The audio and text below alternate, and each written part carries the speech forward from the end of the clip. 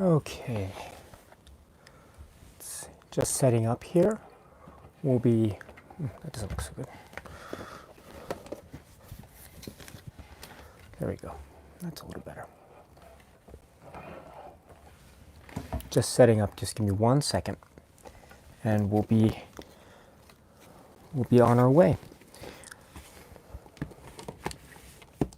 There we go. I hope everyone is doing well, by the way.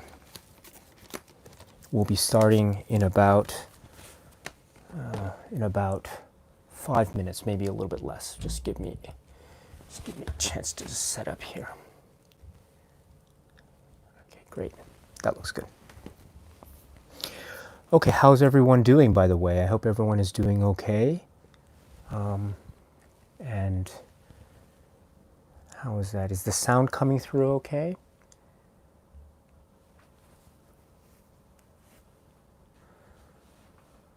Great. And let's see. How's the sound? Is the sound okay? I hope it's okay. Great. Excellent. Thank you. Thank you so much. Okay, we'll be beginning momentarily, my friends. Just hold tight and we will start with this great, great film, Before Sunset, from 2004. Okay, so we'll be starting momentarily. So just sit tight and I'll try to get my thoughts in order as well. There is a lot to talk about with respect to this film. So I'm looking forward very much to hearing your thoughts as well about this film from Richard Linklater. So this is Before Sunset. Once again, we will be starting our conversation about this in about 2.5 minutes. So just sit tight. So if you want to get a drink of water or something like that, you're welcome to do so. Or if you want to just sit and chat, you're welcome to do so as well. So I hope the picture is the picture coming through okay? And is the sound coming through okay? I hope everything is okay with that. And because I can never tell with these things, you know, I have to. Okay, so and we'll just start momentarily. So, all right, great. Looking forward to this one. Yes, this is going to be very interesting. Great, thank you very much. Thank you. So, looks like Che Guevara's here. Che Guevara 9 is here. Hello. Mike Eli, our dear friend, is here. Hello. And hold on, just set up this camera a little bit better. That's a little bit better. There we go. That's better. And so, okay, so I think that's good.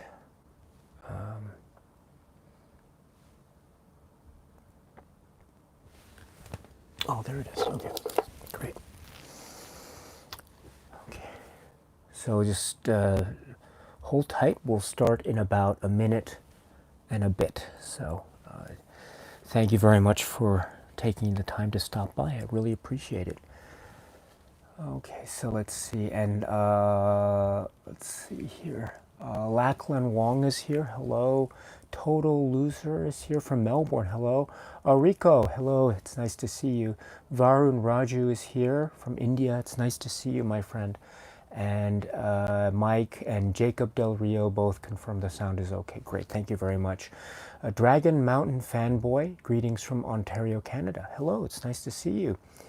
And let's see, Total Loser says, love, love, love this film. Yes, yes, I do as well. So I look forward to hearing your thoughts about it, my friend. And Dragon Mountain Fanboy also echoes that sentiment, says, probably my favorite film. Well done. And David is here, says, hi Daisuke, I've been looking forward to this all week. Wonderful, wonderful, absolutely wonderful. I'm looking forward to hearing your thoughts, David. Thank you so much. Urban Tickler is here. Hello from Amsterdam. Love this film, and not only as a former Paris resident, Paris, right, because this film takes place in Paris. So, oh, great, wonderful. RCG Blade is here. Hello. Great, wonderful. Oh great, Aaron at the movies is here, hello. And Matthias Ripstein is here, excuse me, hello. Giovanni is here, hello. Ole is here, hello. Great. And Alan is here. Hello, my friend. It's nice to see you. Okay, so let us get started because by my clock we are now at 11 p.m. Tokyo time. So let us begin. So, greetings from Tokyo, my dear, dear friends. This is Daisuke, and today we have another Film Club live stream. Thank you very much for taking the time to stop by and join us. I very much appreciate it. Especially considering your busy schedules and the like. So thank you very much, my friends, for this, as always. Today it is my great pleasure and honor and privilege to be able to share with you some thoughts that I have with respect to this film, which is Before Sunset. Before Sunset from 2004, directed by Richard Linklater, starring, of course, Julie Delpy and Ethan Hawke, Celine and Jesse. This is a film that follows up directly from an earlier Linklater work, of course, which is Before Sunrise, which, as you know, is part of this set from the Criterion Collection. And this is a film, Before Sunrise, regarding which I had the great pleasure and honor of being able to discuss a little bit with you during a live stream that was conducted, about 2 weeks ago. Yes, 2 weeks ago from this date. And so we are continuing now with the film Before Sunset, which is the continuation of this film Before Sunrise, and a very important one. So, this is the plan for today. Now, the way to work is that, as with all these other live streams, I am coming at this as a fan of this particular film, and having seen it a number of times since around the time it was originally released. I've grown up with this film, and I've seen it a number of times, also in conjunction with the earlier film Before Sunrise. And so I will be talking about this particular film Before Sunset in some specific detail, quite a lot of detail in fact. And so if you have not seen this film Before Sunset, then I strongly urge you to not watch this live stream now. You can watch the film and then come back to this live stream at any time. This will be uploaded, or it should be uploaded as a video after the fact on this particular channel. So if you haven't seen Before Sunset, I urge you please to watch the film first, and then you can come back at any time. It won't be live probably, but it'll still be a video. So hopefully by then we can still have a discussion through the comment section or something like that. But the point is, I don't want to spoil this film for you, because this film is very, very magical and special. I mean, it does deal with magic. I mean, there's a particular exchange with respect to magic, and this is a very important theme in this film and the rest of the films. And so this is to say that this is a very magical film, and I don't want to spoil it unintentionally, but otherwise I don't want to spoil it. So please, I urge you, if you have not seen the film, please watch the film, and then you can come back at any time and leave comments, or if you want to talk about it with me or with anyone else. So once again, this is Before Sunset. And please note that this is a follow-up sequel to the film Before Sunrise from 1995. And it is actually very, very important that we talk about Before Sunrise in the context of Before Sunset. I'll try to make my specific comments clear about this, but the point is that an understanding of Before Sunrise is key, is absolutely key to a sort of reading of this particular film Before Sunset. And so if you have not seen Before Sunrise or Before Sunset, I would strongly urge you, in fact, even more, to turn off this live stream right now, because I don't want to spoil either Before Sunset or the earlier film Before Sunrise. And again, I will be relying on specifics of Before Sunrise you don't have to worry about not remembering all the details of Before Sunrise. I'll try my best to describe what they are. But the point is that I will be talking about this particular film and the ending and things like that. So if you haven't seen either film, please, I urge you to stop this live stream now. If you've only seen Before Sunset, I must admit I don't quite it's very difficult for me to try to try to imagine that. I suppose it's possible perhaps to have seen Before Sunset without necessarily have seen Before Sunrise, but in fact they are very integral to each other. And so in any event, a discussion that we're going to have today will be so reliant on Before Sunrise. And so if you have not seen both of these films, I strongly suggest that you turn off the live stream now and then watch the two of the films and then come back, and you can watch the live stream as a video at any time. But again, we will be talking about spoilers about this film, but also in relation to the earlier film Before Sunrise. The next thing is that the live chat is open, and so I will be doing my best to address the topics or the comments that appear in the live chat. So you're free to make comments that you like about this particular film or any other Linklater film or things of that nature. I'm very happy about that, of course. So I must, however, say just a number of things, of course, is that the live chat is, of course, for you to talk with people and to exchange ideas and to have nice discussions. And so I encourage that, of course. And even where we disagree, disagreement is very healthy. Disagreement is very important, and we should always remember that disagreement is one of the great things that we can really enjoy. And we can really walk away from it, maybe learning something new about a film that we didn't necessarily understand or know before. So these sorts of discussions, whether they be in agreement or disagreement, I think they're all in equal share very, very healthy and very helpful. And so the only thing I ask, of course, is that up to now, you have always shown me that you've had a great mutual respect for one another. And even where there has been disagreement, there has never been any breakdown in respect. Everyone has always been very kind and respectful to others and to me.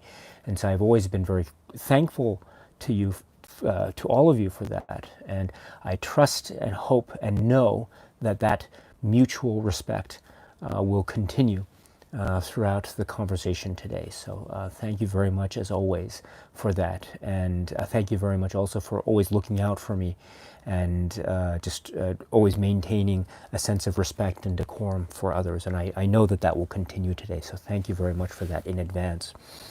And also the live chat is also for you if you want to have questions for me or comments from me. That's perfectly fine. I only say that I will be focusing my attention and efforts and energy today on this film Before Sunset, and then tangentially, of course, Before Sunrise. And so if you have any questions or comments for me other than these films, then I will, with great respect, I must say that I will just with great respect to your comment, I will just skip over it because I don't want to.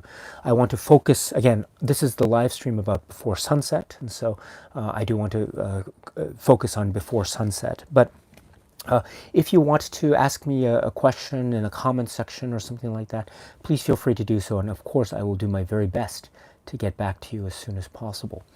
But for purposes of, if you want to communicate with me via the live chat, again, I will be focusing in only on Before Sunset and then Before Sunrise question. That includes Before Midnight, by the way. I won't be discussing in any detail at all the film Before Midnight, and that is for a particular reason, which I will hopefully get to later in this live chat.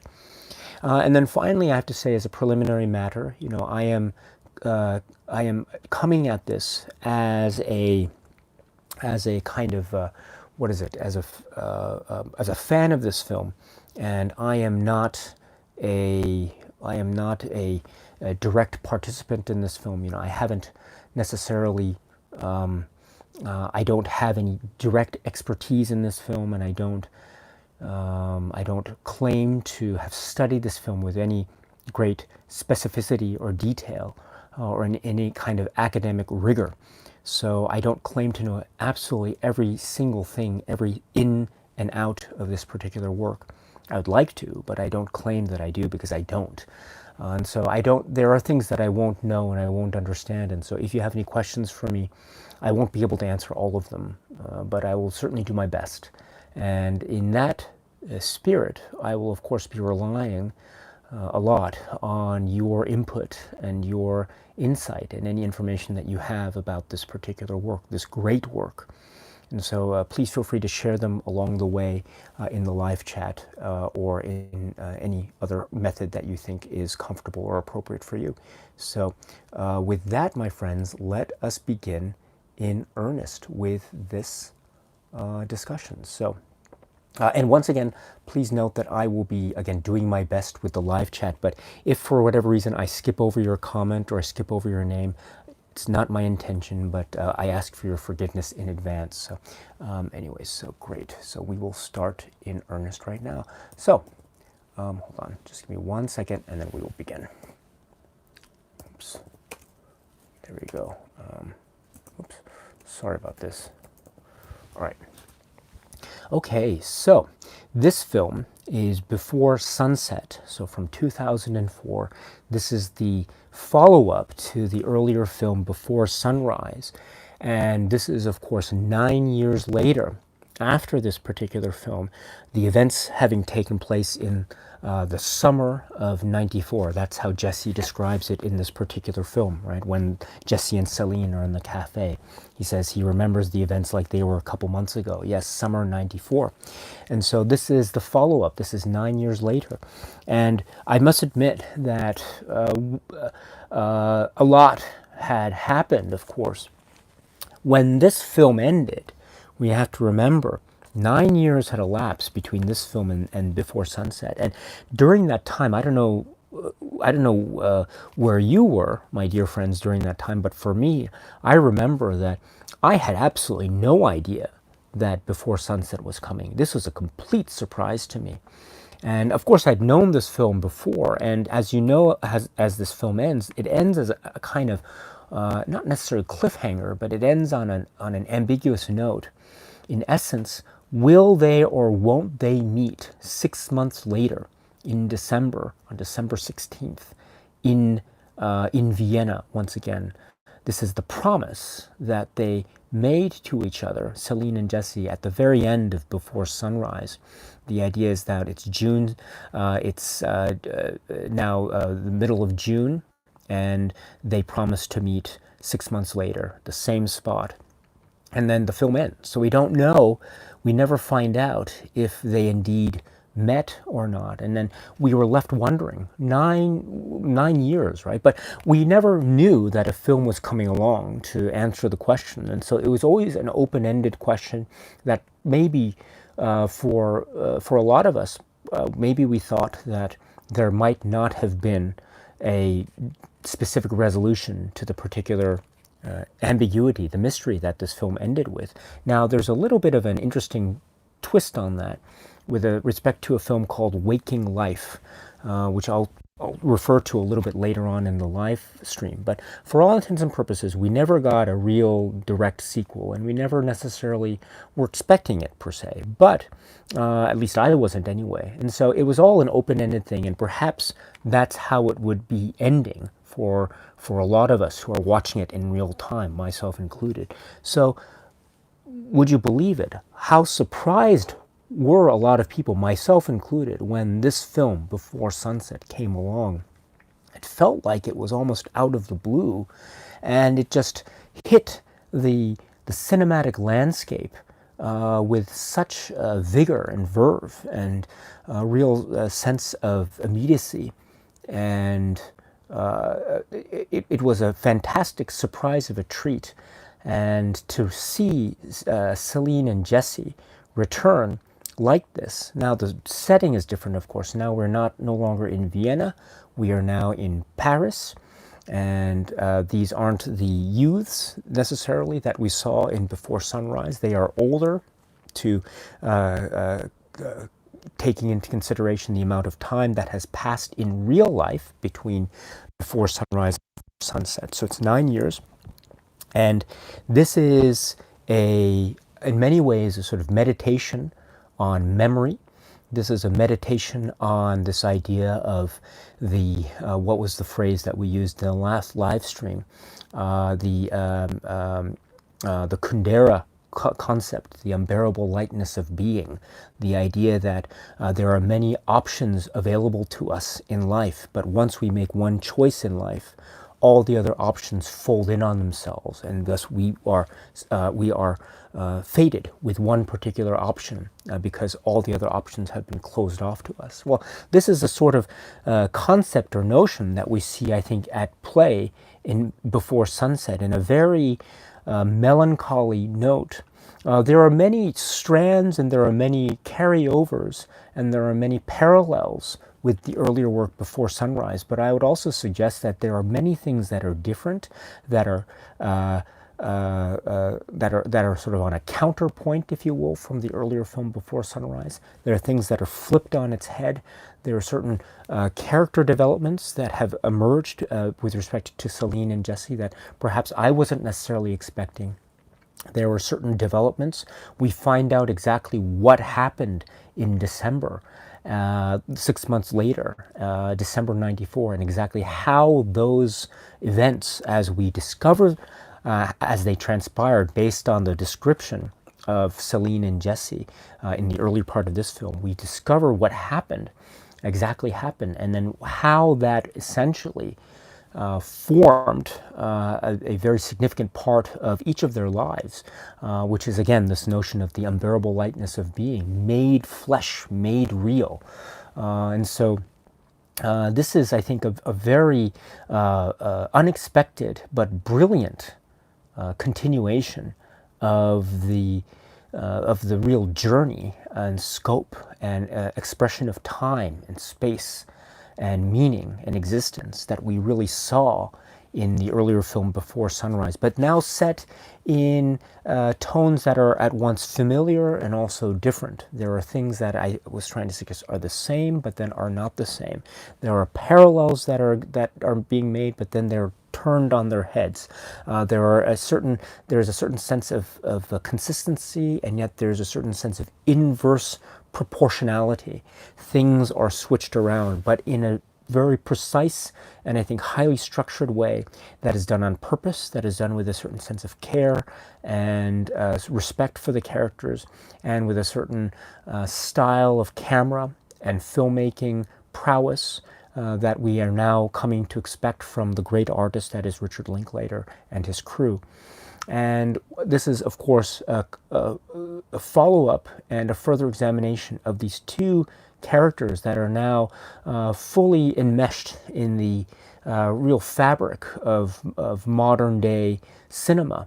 They are already real-life flesh and blood characters, which is an amazing feat if one really thinks about it, because these are real characters that are living within the camera or within the world of the cinema, and in ways that I'll try to explain in a little bit of detail later in the live stream.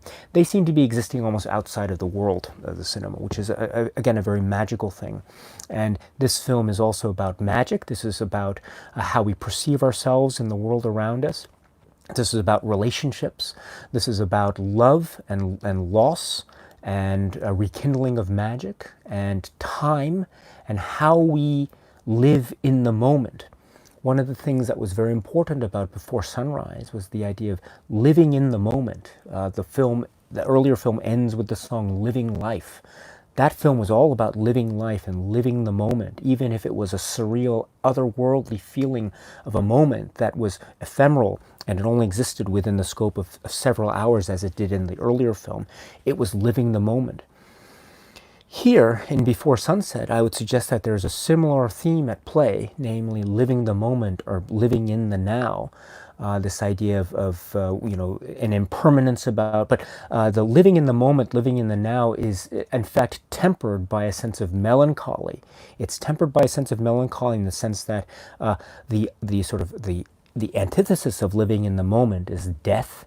and also the idea of living in the moment is a sort of way of trying to reconcile one's past or one's memory, because one realizes now, unlike 9 years ago, we are a little bit older.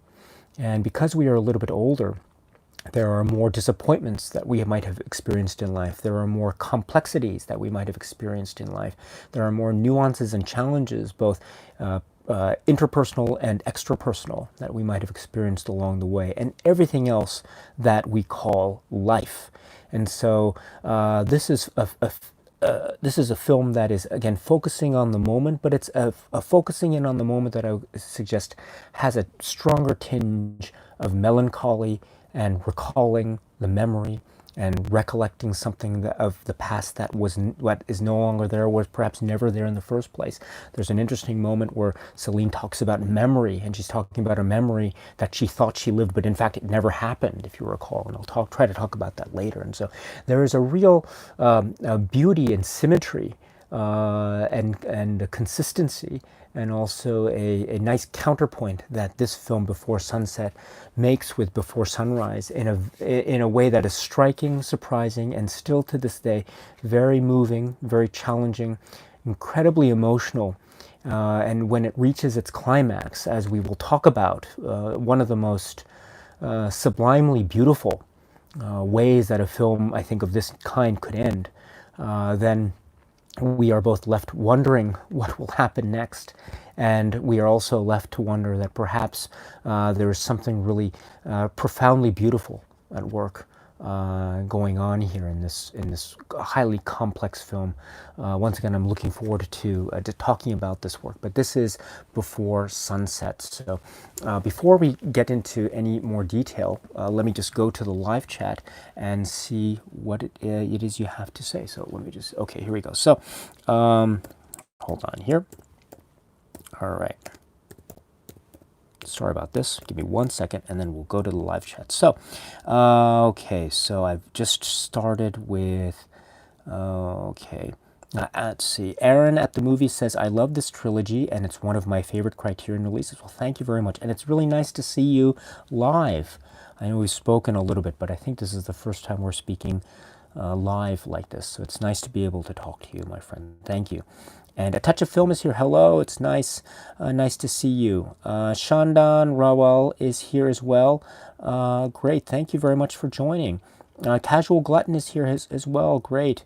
Let's see, Wolfgratz is here. Excellent. It's nice to see you. Mark is here.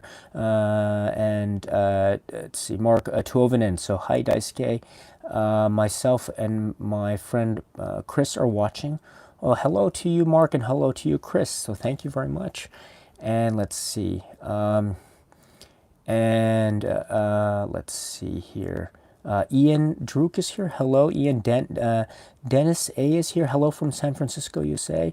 You say, I bought the trilogy this week. Great. Those movies moved me like no other. And I found similarities between this trilogy and Annie Hall. Oh, very interesting, very interesting. And oh, Jared is here. Hello. And let's see. Andrew is here. Sorry for joining late. No problem at all, Andrew. It's nice to see you. Let's see. All right. And let's see here. Just scrolling down. Connor Bond is here. Hello. It's nice to see you, Connor. And Jared, yes, thank you for joining as well. Daniel Valdez, hello. Jared says, excuse me, sorry, pardon me. I'm sorry. Jared says, I thought it was interesting that Jesse wrote a book about his and Celine's meeting. I thought that was pretty cool. Okay, thank you very much, Jared. So you have brought me to the first thing I'd want to say, which is the whole construction of this film. Now, I do have a number of things, excuse me, I apologize for this, but I do have a number of things that I think I could try to talk about. I was thinking about this a lot. You know, how can I approach this film? Should I start with the themes? Should I start with the characters? Should I do this? There are many different approaches that I was trying to debate in my head as to how I could try to start. But let me start with a similar way which I was doing with the Before Sunrise discussion, which is just to give you a sense of what it is I'll be trying to discuss, I will focus in first on the opening scene. And part of the opening scene, as Jared was alluding to, was this idea of the book that Jesse wrote, and which is essentially forming the catalyst, if you will, for the events that we will see unfold in this particular film. So thank you very much, Jared, for this. So let's focus in on the first sections of this film and see what it is we can try to extract from them in terms of the themes that we might try to identify that might be planted in these first several minutes and that we might see blossom and develop as the film progresses. And as part of that, let's see if we can try to identify a number of things that we might think to be, for instance, not just themes within the film itself, but also maybe grander themes, themes that are painted with a broader brushstroke vis-a-vis the earlier film Before Sunrise. So certain connections or themes or maybe symbols or concepts or ideas that we can try to identify here during these first few minutes. Okay, so the first thing I want to focus on in the first few minutes is the opening. Now, the opening is very important, the opening credits. The opening credits, as you know, is this montage of places which we understand to be places in Paris or Paris. And so these places actually are very important because as we go through the film, we will come to understand that what we see in this opening montage for the opening credits are the places that Celine and Jesse will be visiting, or they will be the places that we will see them at throughout the entire film. And what is even more interesting is that if you notice, the montage is, let's see, I counted 1, 2, 3, 4, 5, 6, 7, 8, 9, 10. I think there are 10 shots. Now, please correct me if I'm wrong, but the first being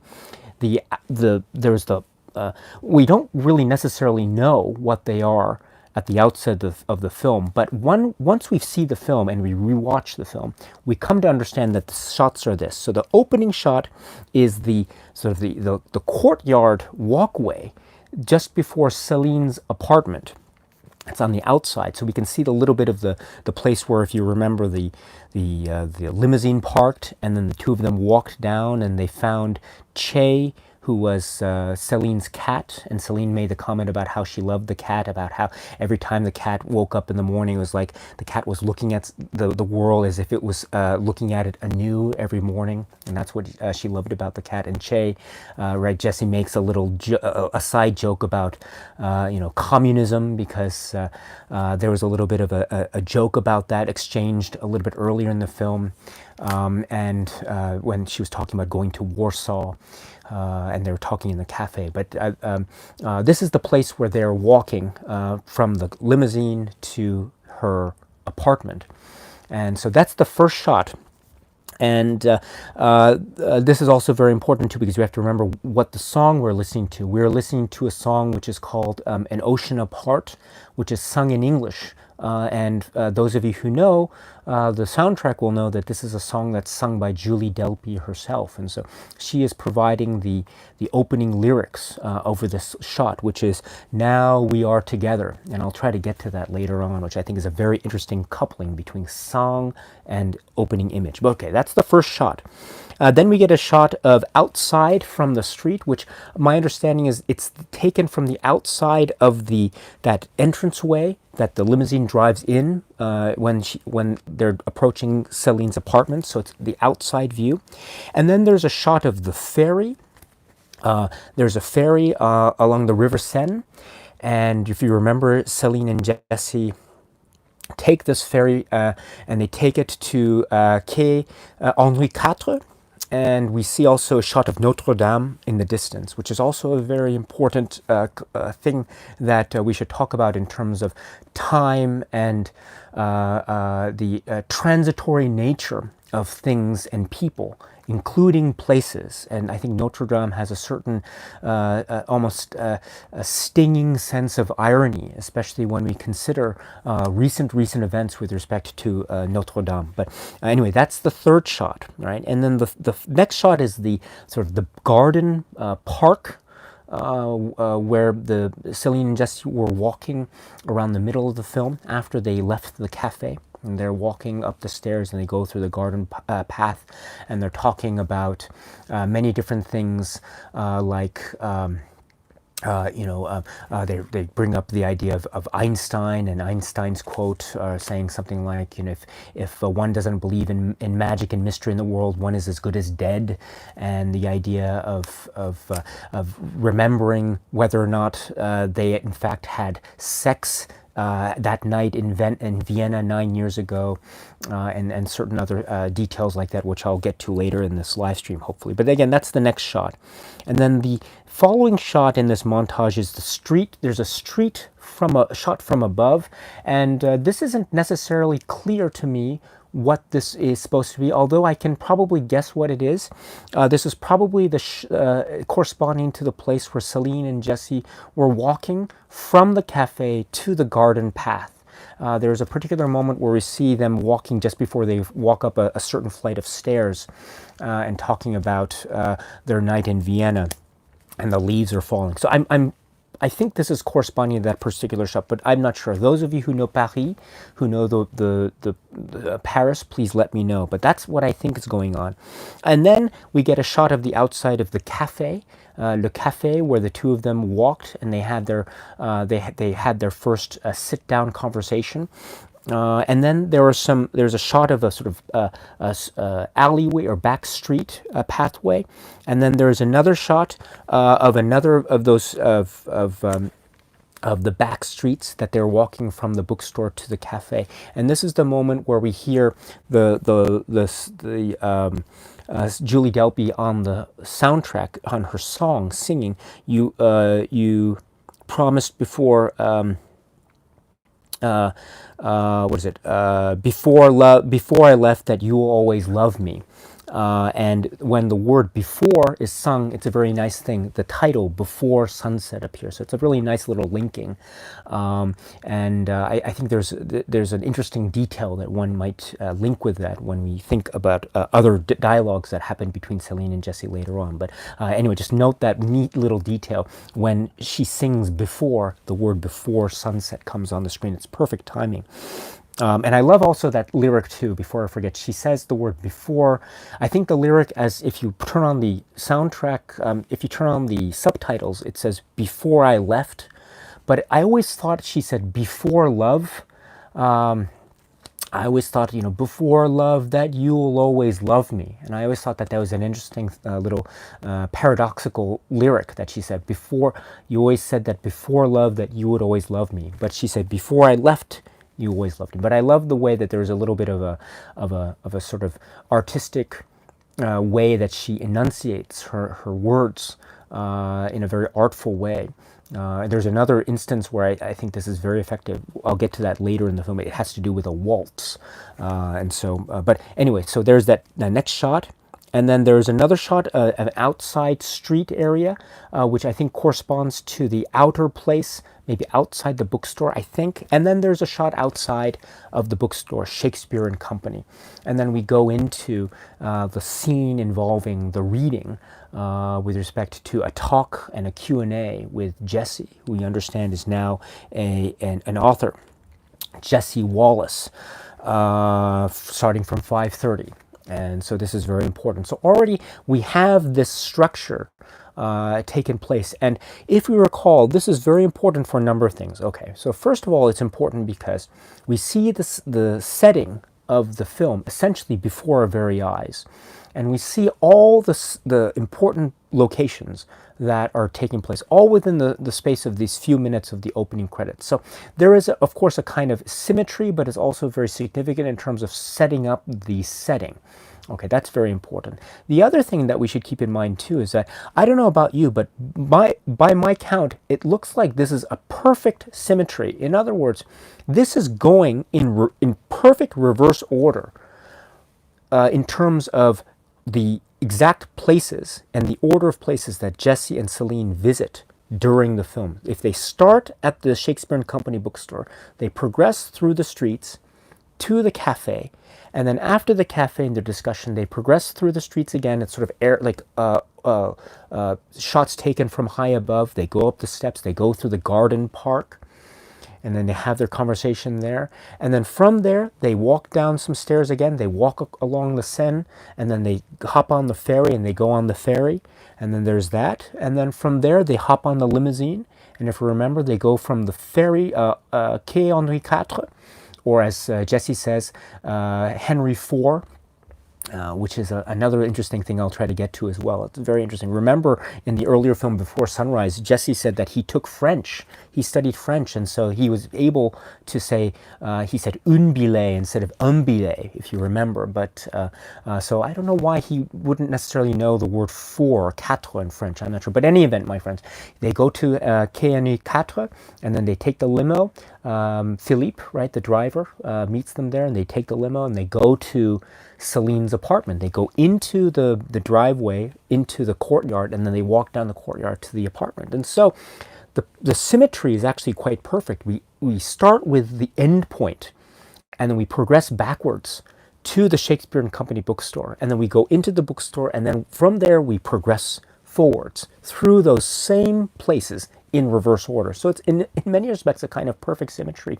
They aren't shot for shot exact matches necessarily to what we will see. They're taken from different angles, of course. Celine and Jesse, of course, don't appear in this particular montage, but it does bring up a number of things. First of all, it shows us that we are dealing with a very symmetrical film. There is a structure to this film.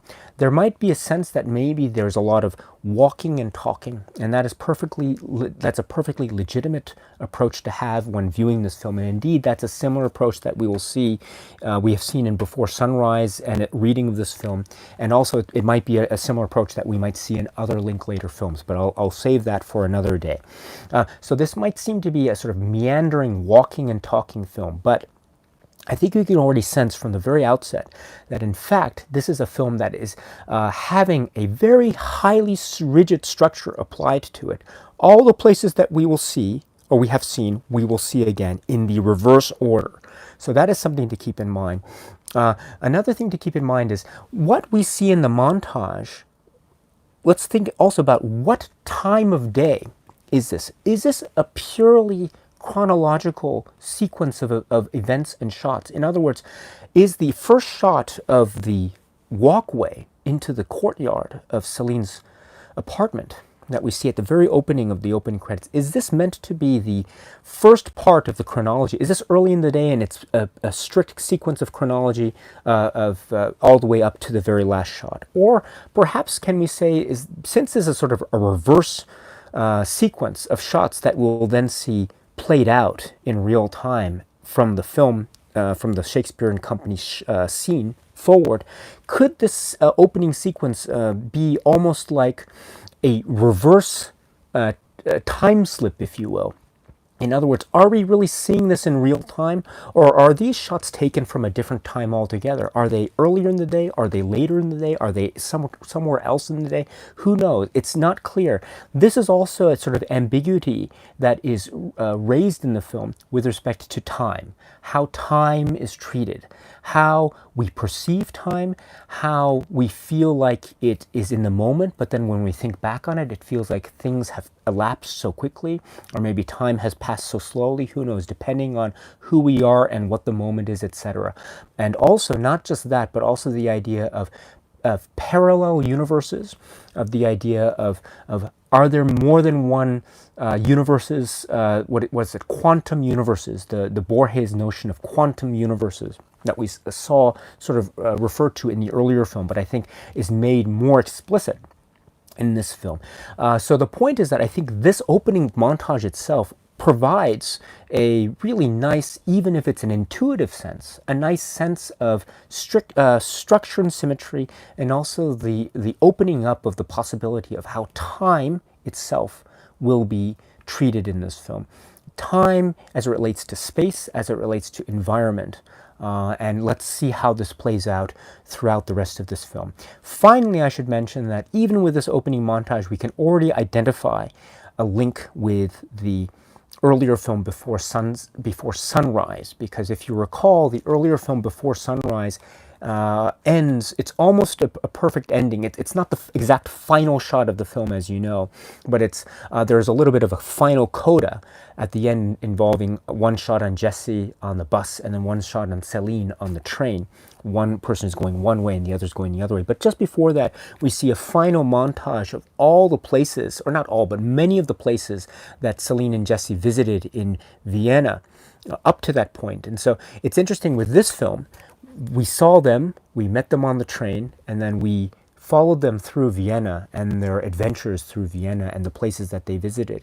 And then at the end, we see a montage of most of those places, not in the exact order, in fact, and I discussed that in the earlier live stream, but more or less in the order, in some kind of order. But it was a montage of shots of the places that they visited.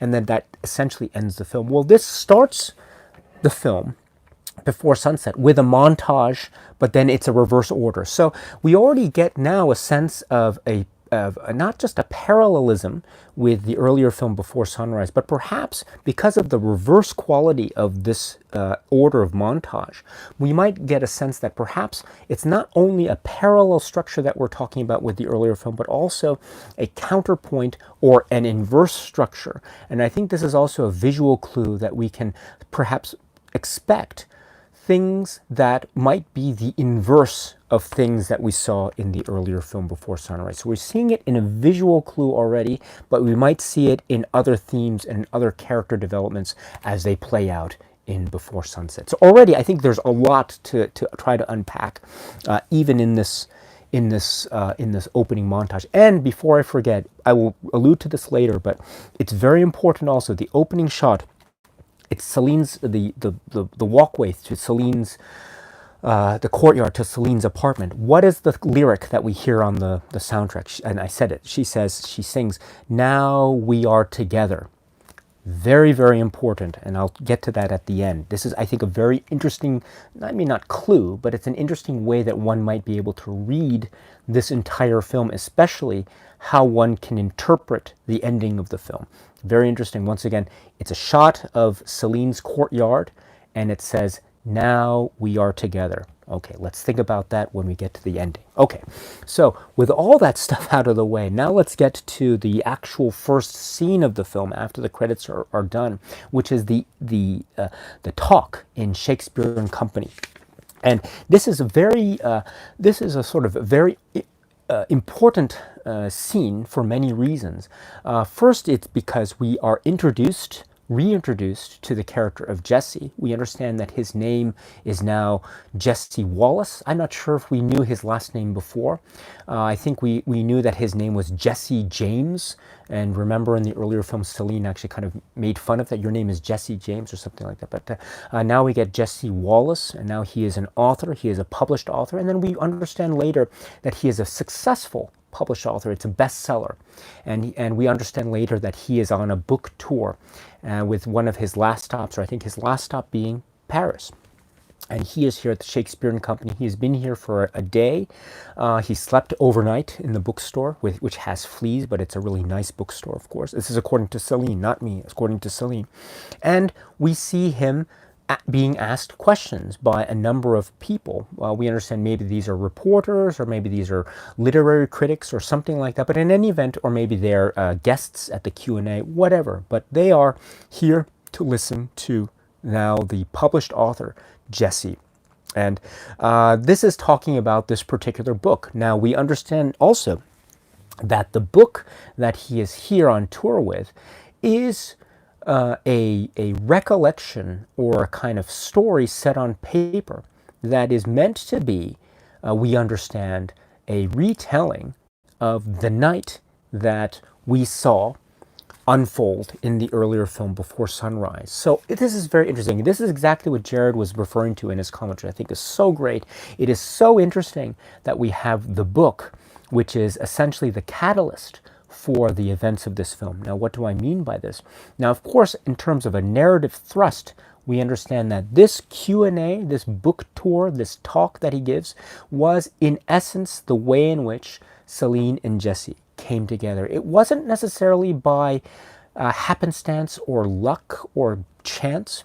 Unlike, say, the film Before Sunrise, remember how the two of them met? It wasn't by any kind of force or will, or they didn't mean to get together. It was purely by chance because of the arguing couple on the train made Celine move her seat on the train, and she had there's an open seat that was next to or across the aisle from Jesse's seat, and then we get there talking together.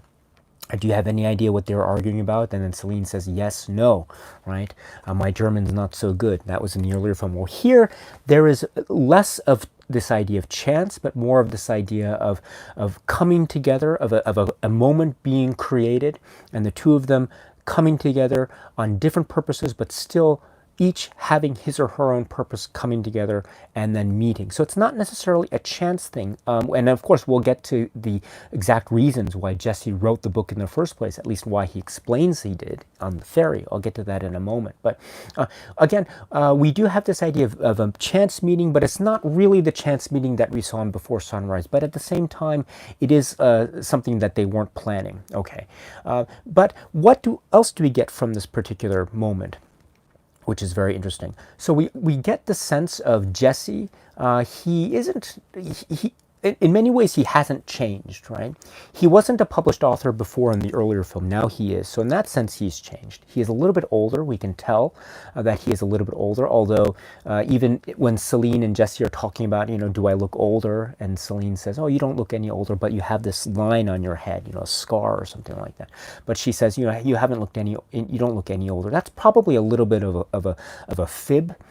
Because he does look noticeably older than how he did 9 years previous. I think we all do, with the passage of close to 10 years. It's true for me. I certainly look older than I did when I was 10 years younger than myself now. And so he looks a little bit older, and he is... but he still is the same Jesse, right? Because when that woman asks the question about, is this part of your real life or something? And she's really what she's trying to get at is this really based on your real life, and was there a real woman that you met? He kind of evades the question. He brings up Thomas Wolfe and looking through the keyholes of our own lives and our life experiences, we can mold this clay and all this stuff that he brings up. He kind of evades the question, and it's really interesting too, because the woman who asks, he catches him on that, and he says, okay, I'll try to ask it a different way. Was there a woman that you actually met? And so she, in her re-asking the question, actually acknowledges for us that Jesse is still kind of evasive when he tries to be. And remember from Before Sunrise, he was not always upfront and forthcoming with information whenever Celine asked him. He'd always evade the subject, especially when it came to issues about love, because he was still heartbroken about what happened to him and his girlfriend in Madrid, if you remember. And so whenever that happened in Before Sunrise, he would always change the subject. Whenever he was asked about love, he'd say, have you ever been in love? Yes. Next question. That sort of thing. And so here he is kind of evading the questions as well, although it's nice to see that the young woman here, who we understand is named Simone, which is also an interesting thing as well. We understand that she kind of catches him on that, which is a nice thing. It's nice because that was one of the traits that I think made maybe some people made his character more endearing to some people. Maybe it made his character a little bit annoying to people. I'm not sure. But in any event, we still see that he is somewhat evasive, maybe innocently so, but still there is still that part of his character that is present, which I think is a nice, in any event, a nice line of consistency. But what is also very important is the way that we are talking about the previous film, because here we get, for the first time, the idea of the previous film and flashbacks, really quick flashbacks to the previous film, when we get shots of Before Sunrise's moments when they meet on the train for the first time, when they're walking on the bridge in Vienna before they meet those two actors. And talking about the cow, remember that? And then we see other moments in the film flashback as Jesse now in the moment is talking. And this is also further punctuated by the idea that he expresses in when he is asked by another person, what is your next book idea? And he says this idea about he wanted to write a book within the scope of a pop song. And he's saying, he's about a man who is then he sees his young daughter dance to a pop song, and then immediately brings him back to a memory when he was younger and he was with a woman that he loved, and there was also that same song and the same dress, and they were dancing at the same moment. And this is the exact moment when the film shows us that moment in Vienna in the morning, after they have had their moment in the park and they're walking, and this is after they're hearing the Goldberg variation on harpsichord, and then they're talking. This is in Before Sunrise, and they're talking outside in the alleyway there, and they're saying, "I'm going to take a photograph of you. I'm going to take a photograph of this moment and remember you." And he sees her. And then as we see this unfold in front of our very eyes on the screen, if you recall, we hear Jesse, in the present, the author Jesse, talking about this idea, about how he wanted to use this idea for a new novel. It's the idea of moments fold in on each other, time and space collide. What is it he says? He says, let's see, he says, here we go. Let's see. Excuse me here. Just want to get the right. Yes, the idea is that the hero in this new novel is remembering both moments simultaneously. So all the moments fold in on themselves, and time is a lie, which is a fascinating way to time it, because as you remember, this is the exact moment where the flashback of the photograph that we see in Before Sunrise cuts to the real present moment, the present tense moment of Celine, Julie Delpy Celine, as she is standing in the side there, looking on from the side at Jesse. This is a powerful moment, and this is, again, going towards the theme that I think is very key, which is how this film treats time, and how this film treats the idea of memory and time. So things fold in on each other. They all combine or collapse in on one each other. And what does he say in this moment? His time is a lie. This is very fascinating. What does this mean? Time is a lie. I think this could be a throwaway comment, perhaps. He's just mentioning this to try to answer this guy's question. Of course, that could be one of the things. But if we sense a kernel of truth in this comment that he says, maybe this can be suggestive of the fact that time is not what it always says it is. It's not always what we see on the clock registered. Maybe time is something more subjective, more ethereal, more ephemeral, and less. It's less graspable. And I think if that's the case, then we realize that this theme of time as a lie can be transposed into the rest of the film, because we will see, as the film progresses, we will see how the moments of Vienna, that night in Vienna, and the disappointment that occurred with Jesse and Celine, respectively. Jesse in terms of not being able to meet Celine 6 months later, and Celine, of course, with the terrible tragedy that befell her and the death of her grandmother, who was buried that very day that they were meant to meet. And so this kind of trajectory that their lives had 6 months later really formed a real significant part of their lives, which we will see play out and explained in the scope of the 80 minutes of this film. And so this is very, very important. Time therefore becomes almost like expansive, but then something that was 9 years ago becomes immediate. But at the same time, we have to remember how time is treated in this film, right? We are under a time crunch. Jesse has to be at the airport, by 7:30 at the latest, right? And so that doesn't give us a lot of time. We understand that the Q&A started at 5:30, so that wasn't also a lot of time. This film plays out in a kind of real time. There are no jump cuts of time. We understand that everything happens minute by minute by minute. We are under pressure. So on the one hand, time is a lie, I think, is very important, because we see time being expanded when we think about memory, but also when we're talking about the present, time is under pressure. and it's limited and it's finite, and that is fascinating. So how can time be both finite and expansive and infinite at the same time? It's very difficult.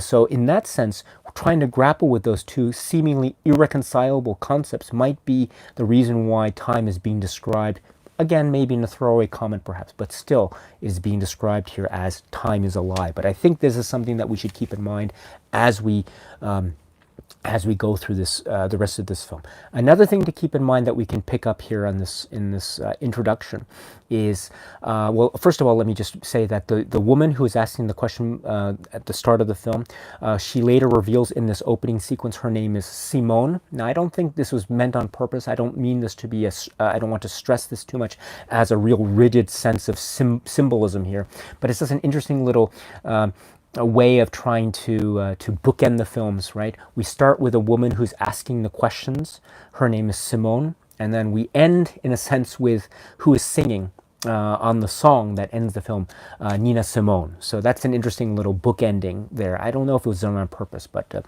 anyway, there's that, which we can extrapolate from the beginning. Also, the next person who asks questions, right, about what was it? There's a young man with glasses, and he asks, "Do they get back together?" And he's referring to the book, right? Do they get back together? And there's an interesting thing. Did you notice? It's so interesting. He says, "Did they get back together, or do they get back together like they promise?" Like they promise. And this is, I'm assuming that he is French. And this is probably just another one of those things. Of course, English is not, very likely is not his first language, and so the word that is meant to be pronounced as promised is being pronounced here by promised. It's very innocent, but the reason why I bring it up is, if you recall, just a little bit after, it's very subtle, but immediately after that, you hear Jesse. It's one of the flashbacks to before sunrise, but you hear on the audio, Jesse says, "Oh, like they promised."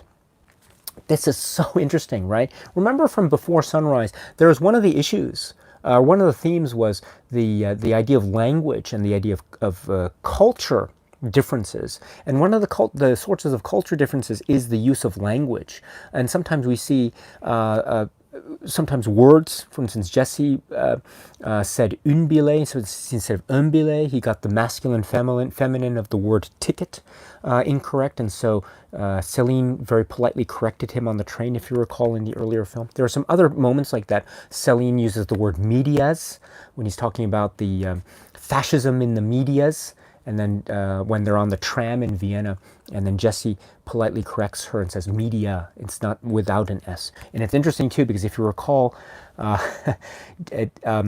Celine in the cafe scene, when she's talking about how she was living in New York, remember that? Recall, she uses the word media again, but she uses it like she did in Before Sunrise. She says medias. There's all this violence in the medias. She says the exact same thing. This time, of course, Jesse doesn't correct her, which is an interesting idea. But my point is that in this early scene, when this young man says the word promise, and then Jesse politely, I don't know if he means to correct him, but he says, "Oh, like they promised."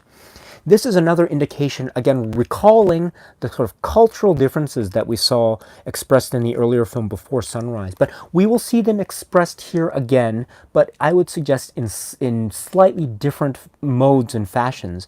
We will see later, when Celine and Jesse are talking, we will see this idea about how Celine is in particular expressing sort of her socio-political beliefs in the context of her current work with sort of environmental issues, her concern about her concern about clean water, and the imperialist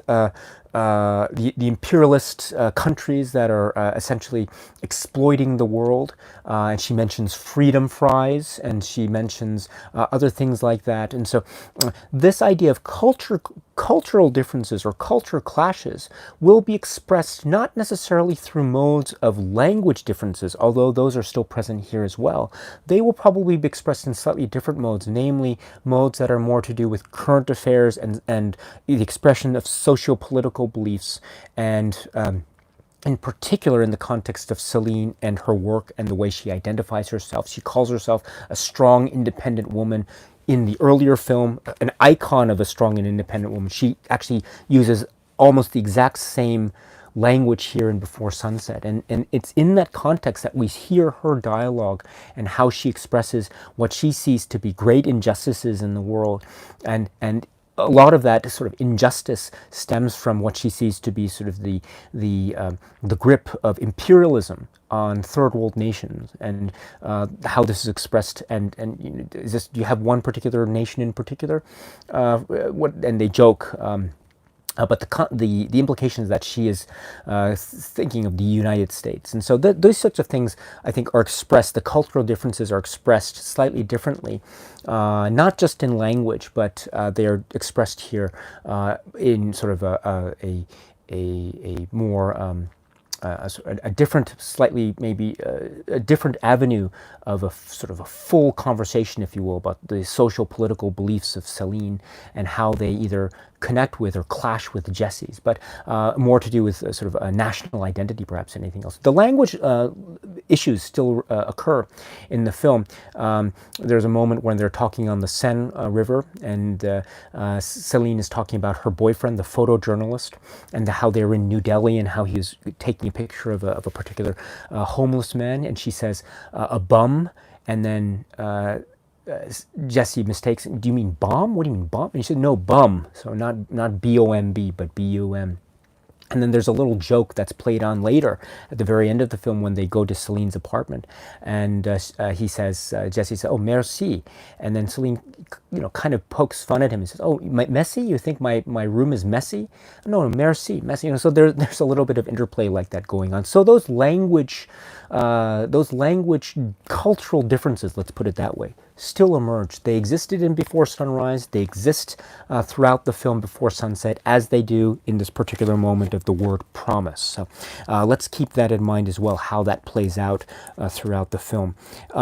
And finally, before I get to the chat about this opening, I should say that, so we get the idea of time, we get the idea of the importance of time and the malleability of time, and then we also have this idea of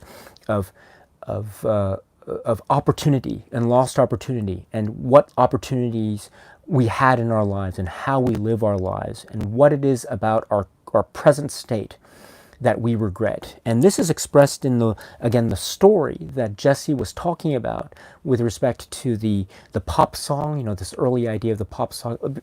I should mention now the outset, this is also a parallel to the earlier film Before Sunrise. If you recall, on the train, Jesse has that idea about, I have this idea about a TV show, it's going to be 365 days a year or something, shooting all the little mundane, the poetry of day-to-day life. He explains it, but then Celine sort of makes fun of it and says, all the mundane BS, that sort of thing. Which is, so this is the idea that he had in Before Sunrise, which was kind of an interesting, maybe unworkable idea at the time, was about time. Right? It was about the way in which time is expressed. In that film was all over the course of a 365-day year. Here, in the Before Sunset, it's a similar thing. He's talking about an idea that is related to the concept of the perception of time, but this time it's the inverse. We're talking about not a long period of time, but we're talking about the space of 3 or 4 minutes in a pop song. So that's interesting, he's expressing similar notions of the malleability of time. But what he also expresses in the same moment in Before Sunset is this idea of the man, the hero, whatever, in this new idea. He's depressed. He describes him as he was a dreamer and a lover, an adventurer, but now he's sitting at a marble table eating lobster. He wants to fight for meaning. This is very important for a number of reasons. We will see this concept of this idea of our lives as we are living them now, and maybe we are disappointed with how we are living our life. Maybe we wanted to fight for something when we were younger, but those dreams and those ambitions never came to being, and we see ourselves as a sort of hollow shell of what it was that we dreamt of when we were younger, 9, 10 years ago. Dreaming, a dreamer, an adventurer, and wanting to fight for meaning. We will see throughout this film Celine and Jesse talk about their dreams, their lives now, how they wanted to fight for something. Maybe they are not necessarily feeling that. Celine says later on in the film she's dying inside. This idea that expressed during the cafe, desire is the fuel of life. But my life is bad, 24/7 bad, and these sorts of things. And this is also very attuned to Before Sunrise, because if you recall from Before Sunrise, there was a lovely conversation between Celine and Jesse around the time, I think, after they visit they walk past the dancer, the birth dance, if you recall. They walk past the birth dance, and they're walking down the street, and they find themselves in an alley, and they sit down, and then Jesse is talking about his dreams. He dreamt that he dreams that he could be a good husband and father, but he would always fear that he would never, in that scenario, he would never be able to discover what it was that he was truly good at. And so this idea of being a father and a husband, domesticated life, kind of scares him in this particular moment. And then it's interesting, afterwards Celine tells a story about an older man that she used to work for, about how he was how he sort of lost, he devoted so much into his work that he lost something along the way. And it's this idea also that Celine expresses throughout this film. She goes to school in order to find something to fight against. And here she talks about this idea of fighting against something or fighting for something.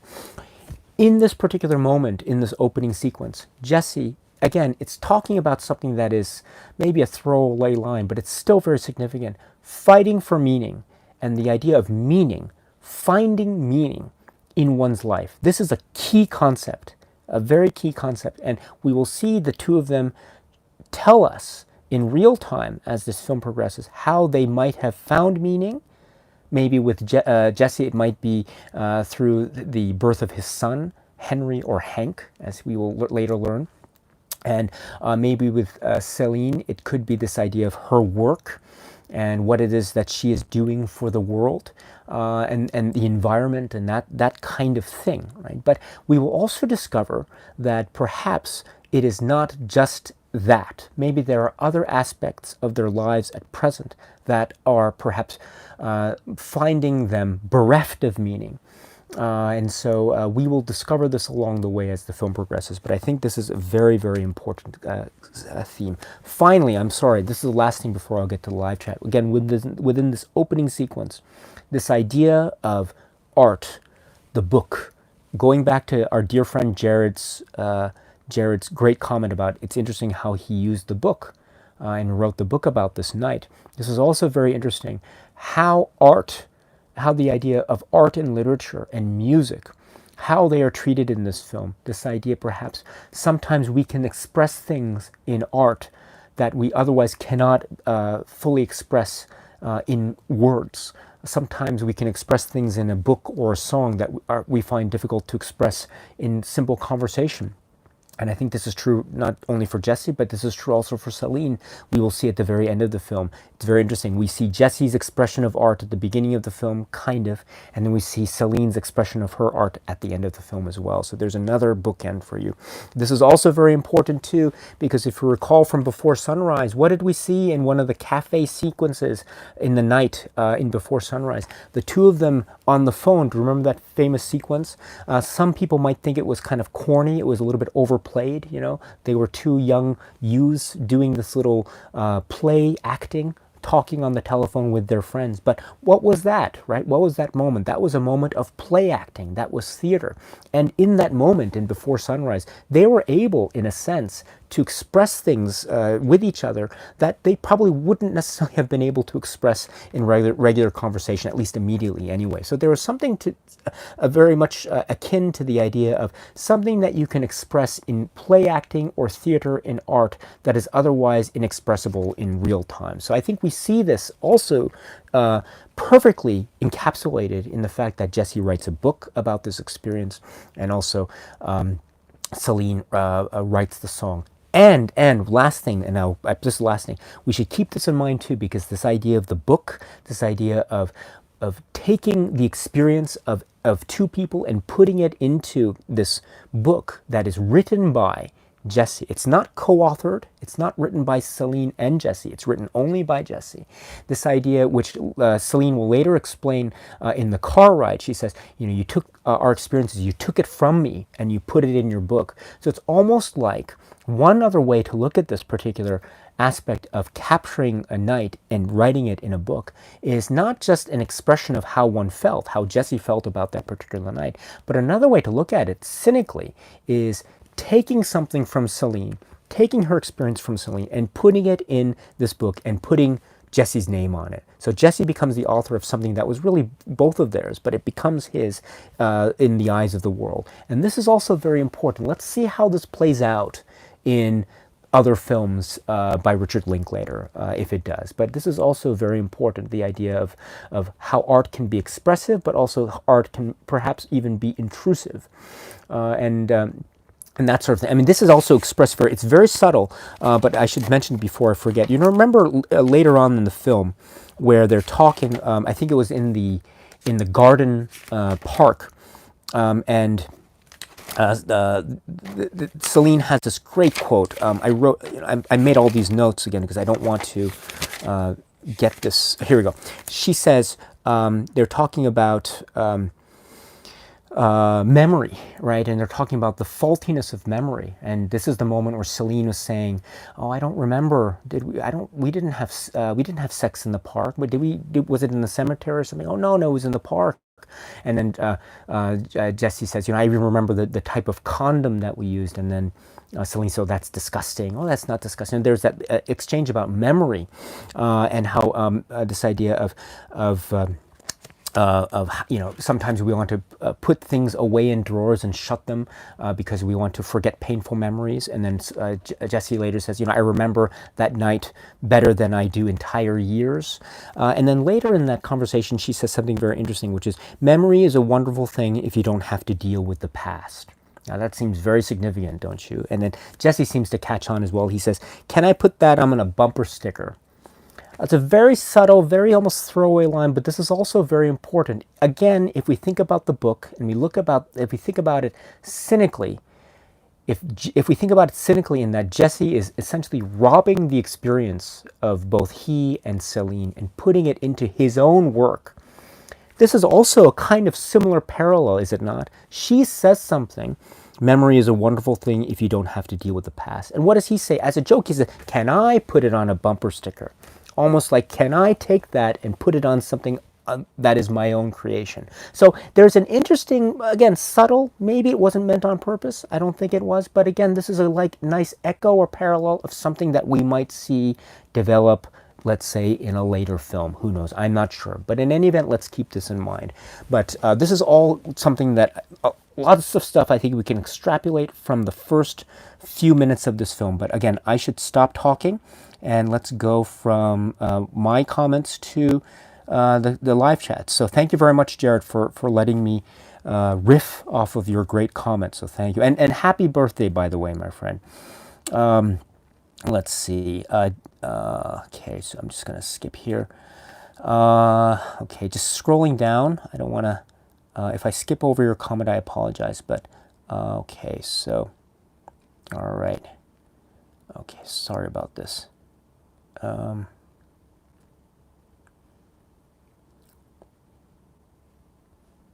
Okay. And let's see. Erwan says, I was 15 at the release of Before Sunrise and wasn't interested in that type of film, but I did watch it in preparation for my review of Before Sunset. Well, thank you very much. Thank you. Mike says, Ethan Hawke and Julie Delpy have such a wonderful on-screen chemistry. They're both so naturally cool. Felipe Barros says, but the Before trilogy is really magic. Oh, magic. Okay. Yes, thank you, Felipe. Thank you. The word magic. I'm so glad you brought this up. Should I bring it up now? Yes, why not? Why not? Okay, so the word magic is very, very important. And I'm so glad you brought it up because this is one of the key points of the film. Now, this idea of magic comes up. Do you remember where it comes up in the film? It comes up where they are again in the park, the garden park. And once again, I should say as an aside, I am very poor with my geography of Paris. I have been to Paris only once or twice. I haven't been recently, and so my familiarity with the geography of Paris is very, very bad. Now, I know that there are tours of Paris where one can do the before sunset walk and that sort of thing, and visit the places that Celine and Jesse visited as well. So, but I don't know the specific names, unfortunately. So I'm referring to them in very generic terms. So I apologize. So if I offend anyone with my poor description of Paris geography, please accept my deepest, I'm very, very sorry about this. So I don't mean to offend. But anyway, the Garden Path Park area that the two of them are walking through.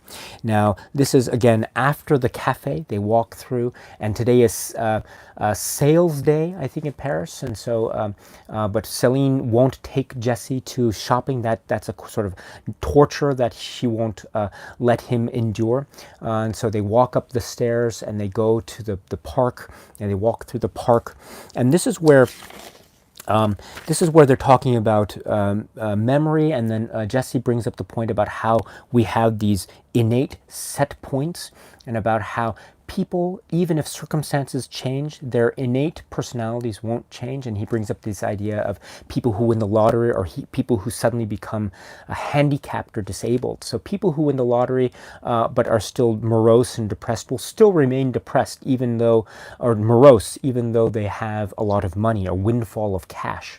And people who have endured a terrible, debilitating accident will still remain optimistic and happy if that was their original inclination to begin with. In other words, the theory that is being posited by Jesse at this moment is that people innately won't change. They will immediately stay the same.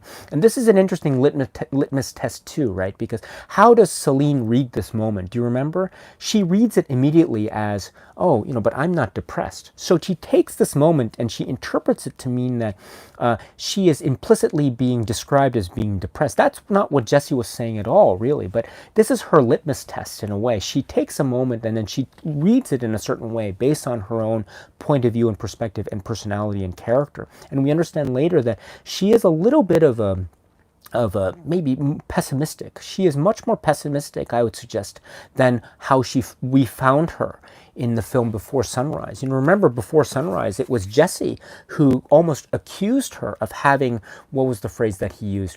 Romantic projections. Do you remember that? When they're in the Prater Park, after they get off the Ferris wheel, and she's talking about her grandmother, and she discovers for the first time, or her grandmother told her for the first time, that her grandmother had loved another man, but that she kept those feelings deep within her for her entire life, and how this was a sort of romantic thing that Celine thought about her grandmother. But then Jesse sort of shot this down and called these romantic projections, remember? So it was Celine in this film who's the romantic, and Jesse, although he was romantic at times, he was also the cynic. He was cynical.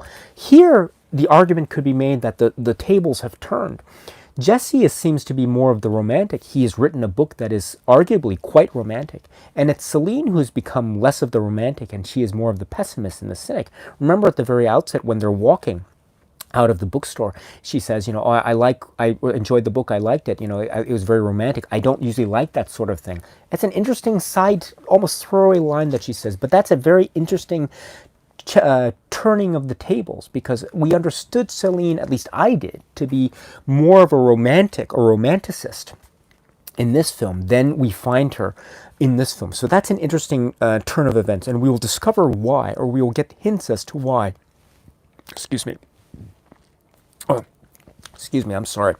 We will get hints as to why she has become more of the cynic and pessimist as the film goes on. But returning to the garden park scene, she says, after Jesse makes this comment about innate set points in life and how our characters won't necessarily change despite the change in circumstances.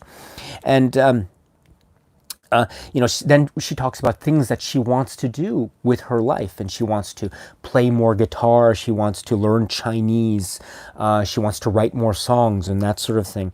And then Jesse turns this conversation into a very interesting corner. Do you recall? He then asks her, "Do you believe in ghosts and spirits? Do you believe in reincarnation?" And then Celine says, "No, I don't." This is very interesting, recall, because this recalls the earlier film again. Do you remember on the tram in Vienna when they were talking, and Jesse brings up the idea of, "Oh, do you believe in reincarnation?" And about how the initial spirits, the original spirits, we are all basically the sum parts of all the spirits that have, or the souls that have existed throughout the ages. We have all been derived from the original souls. That's how he describes it, in this idea of reincarnation or metempsychosis. And and then she says in Before Sunrise, "No, I don't believe in this." And it has an interesting echo later in this film with the fortune reader and "We are all stardust," if you recall. But returning to this film, Before Sunset, we have essentially the same conversation replaying itself, this time in Paris. "Do you believe in reincarnation?" And she says no. Celine says no. But what did she say? "I want to believe in magic. I want to believe in magic," she says. And the word magic, therefore, is very, very important. She then brings up Einstein here, right? She says, what did Einstein say? She says that Einstein said that if you don't believe in magic or mystery, you are as good as dead. This seems to be a very important concept that is mentioned here in Before Sunset. And this, I think, goes towards our understanding of what has happened to Celine, who she is as a character, how we remember her as a character, as a person from Before Sunrise, and who she is, how she expresses herself, what she says about herself in Before Sunset. And it's all to do with this idea of I want to believe in magic. That's what she says. She doesn't say "I believe in magic." She says "I want to believe in magic." That is a very, very far cry, I would suggest, from the Celine that we saw in Before Sunrise. And how is this? Let me try to explain. So, this idea of magic is very important because the idea of magic is linked in this particular moment with the idea of mystery and the idea of something that is not science. And what is it? What is something that we often see in our everyday lives that is often described as being something that is not science? I know it's not perfectly the case. I know they're not mutually exclusive, but oftentimes religion and religious concepts are oftentimes described as being something that is apart from science. And I think what is being alluded to here is something of this idea of the unexplainable. And we have to have a belief in something of the unexplainable. But it's not just any kind of unexplainable thing. It is magic and mystery.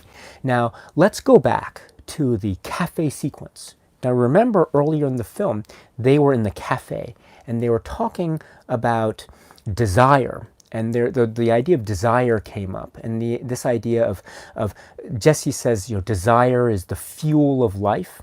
But also in the same scene, they talk about Buddhist monks and how Buddhists seems to have been able to abandon this concept of desire in order to have made the discovery that everything they need, they already have.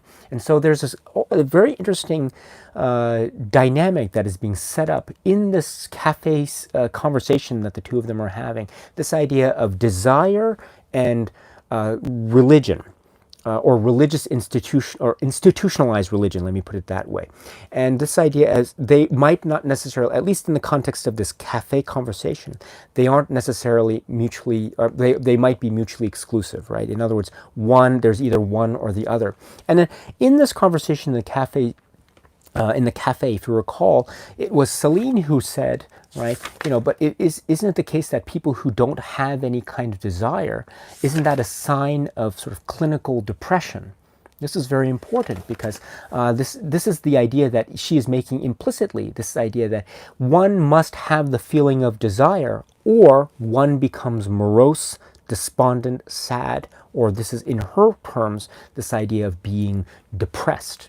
And so I think, therefore, in this conversation already, this dichotomy, this polar balance is being constructed before our very eyes between the concept of desire, of wanting things in our life, and the concept of not wanting things, and how that is either linked with sort of the idea of Jesse says in sort of the sort of Buddhist way of looking things, at least as he describes it, or as Celine seems to suggest more pessimistically, this idea of a sort of emptiness, or leading to feeling very, very sad. And indeed, we recall later on in the car, she says, "I'm dying inside." Remember that? "I'm dying inside," which is suggestive of the fact, therefore, that when she's talking in the cafe about, not feeling any desire, isn't that a sign of being depressed?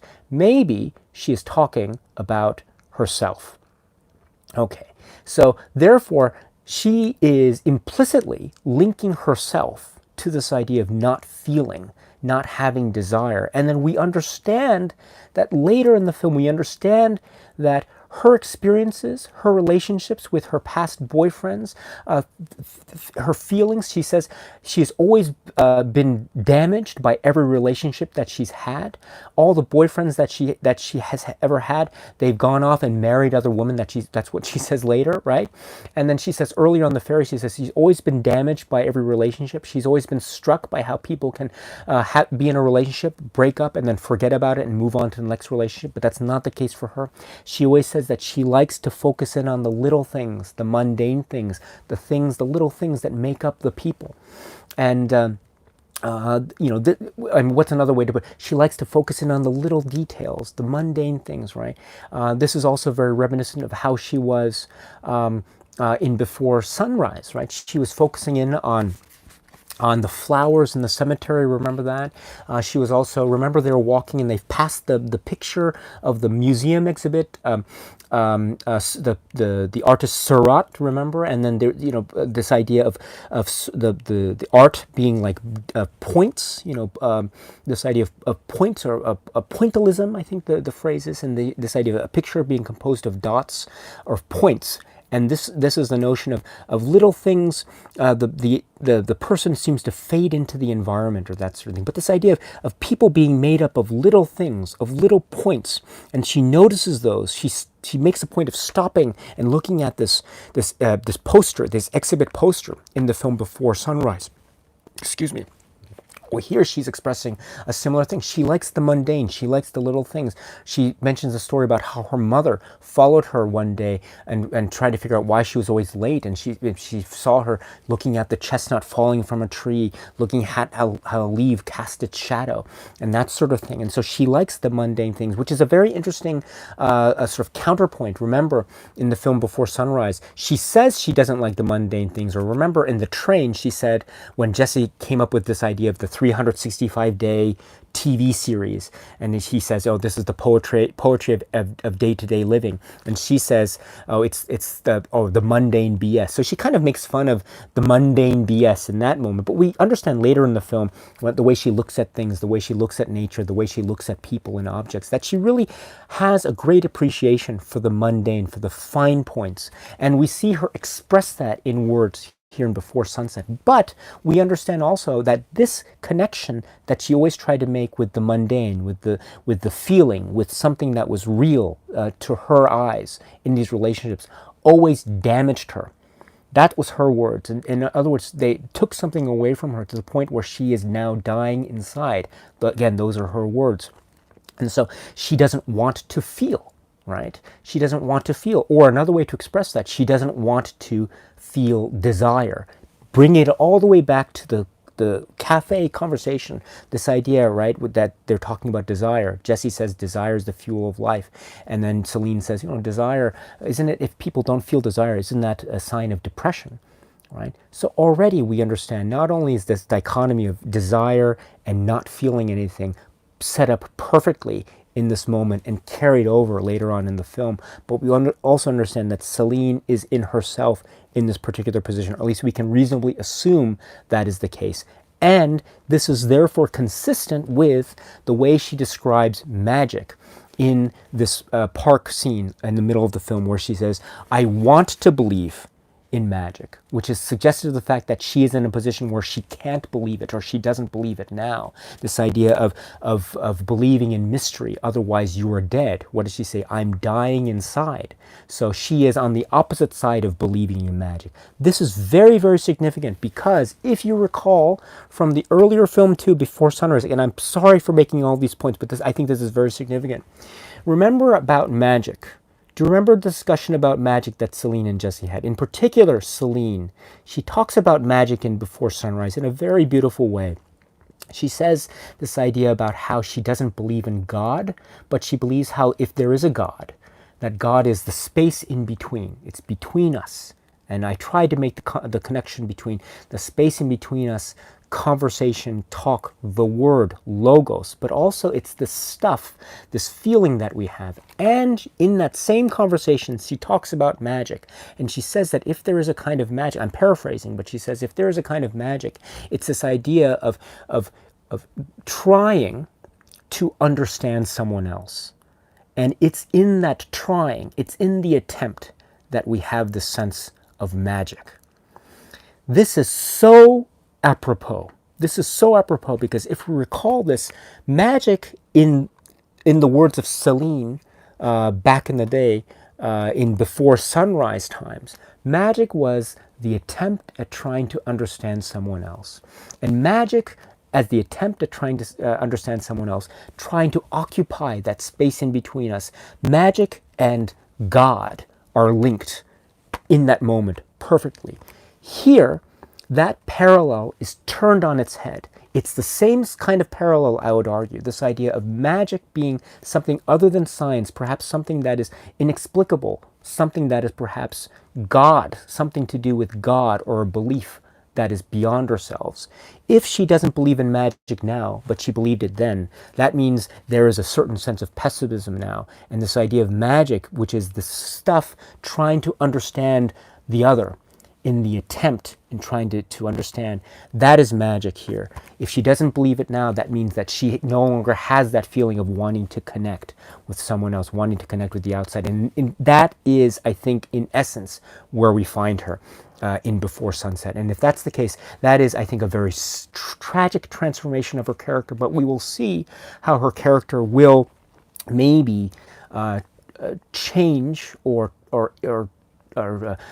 maybe grow as this film progresses, and also perhaps how this film progresses beyond this film. Let me put it that way. But in other words, let's think of it like this. Again, magic is linked to this idea of belief, and this idea of belief and magic is also linked, I think, maybe tangentially perhaps, to this notion of faith. If that faith is expressed in religious terms, that's fine, but it's also expressed in terms of faith between one another.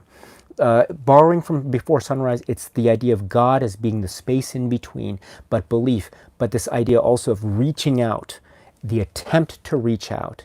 And if it's Celine here who, in her own words, is saying she is incapable of reaching out. But there is a moment where she in fact turns, and this is in the car. This is very important. It's again another throwaway line, but it's very important. Remember, during this whole thing in the car, she's just essentially exploding all of this pent-up frustration that she's had about all the relationships that have gone wrong in her life, all the sort of these, in her words, these things that have happened. And then Jesse comes in with his effing book, right? And he says, you know, my life was fine, but then you stirred things up, and that sort of thing. And so it reminded me how I was romantic once, and all that romantic ideas were all in that one night. And then after that, you know, my life changed. She is consumed with herself. I don't mean that in a negative way. I mean that just in an emotional moment, she's consumed with herself, and she doesn't think about anyone beyond herself. So she is consumed in herself. Another way to put it is that she is not making any connection with any other person other than herself. So this is, in a sense, a kind of an expression, if you will, of the thesis to describe her character from the outset, naming, in other words, she is not able to make connections outside of herself. She wants to believe in magic, but she doesn't believe in magic. She doesn't have the desire right? If magic, as expressed here, is this attempt to try to understand anyone, she doesn't have that at this particular moment. All she is herself. Again, it's a perfectly legitimate moment. I don't want to take that away from her, but it's still a moment that is about her. But then the scene turns and it has a discussion about Jesse and how his life is 24/7 bad, right?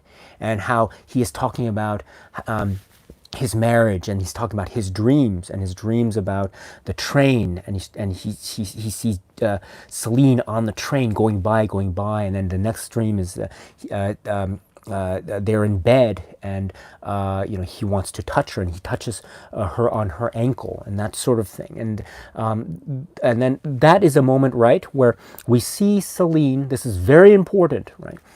Two reasons. The first reason, we see her, that's the moment, very famous.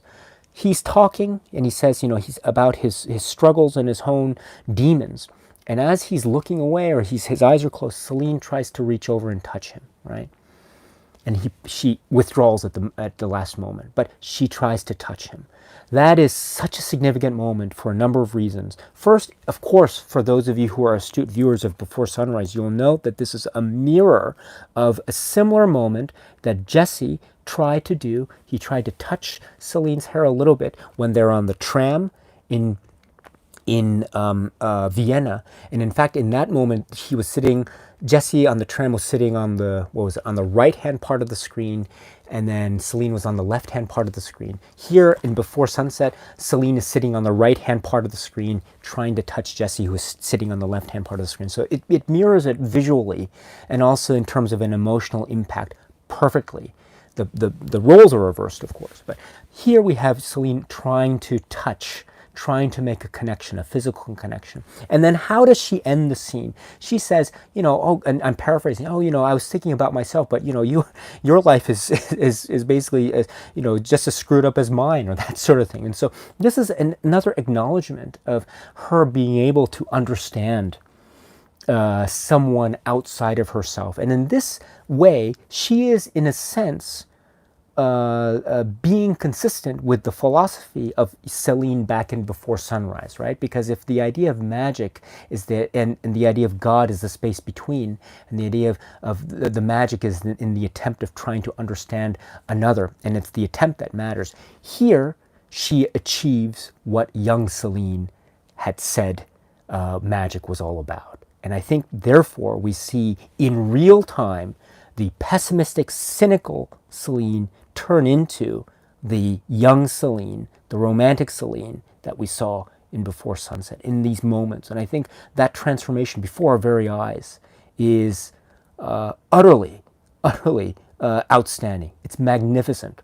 As an example of cinema, it is one of the most magnificent moments I have ever had the pleasure of coming across. And so it's sublime. Absolute cinematic poetry in more ways than one, but every time I see, I get emotional. It's just very overwhelming. But let's see. So, is there anything else I want to say about that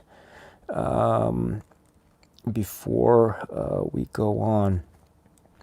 I suppose I could say, as a sort of additional comment before I get to the live chat here, which is again in that garden path scene, they talk about this idea of the continuation of that discussion, where she talks about, Einstein said that if you don't believe in magic or mystery, you're as good as dead. And then the continuation of that conversation, if you recall, is that Jesse then talks about, I don't think I have a permanent place here.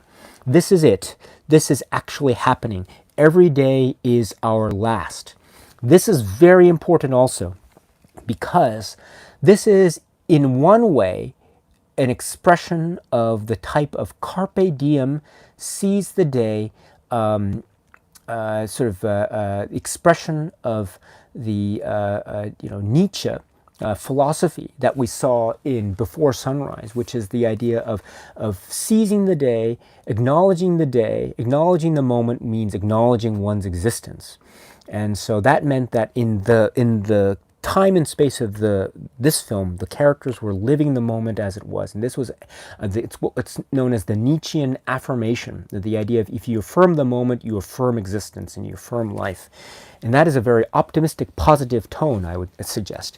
Here, a similar kind of acknowledgement of the moment is happening, but it's expressed in a way that is both melancholy and also acknowledges death. Right? Because it's the idea not of seizing the moment for the sake of affirming life, but it's seizing the moment because, as Jesse says, every day is our last. And that has a kind of morbid tone to it.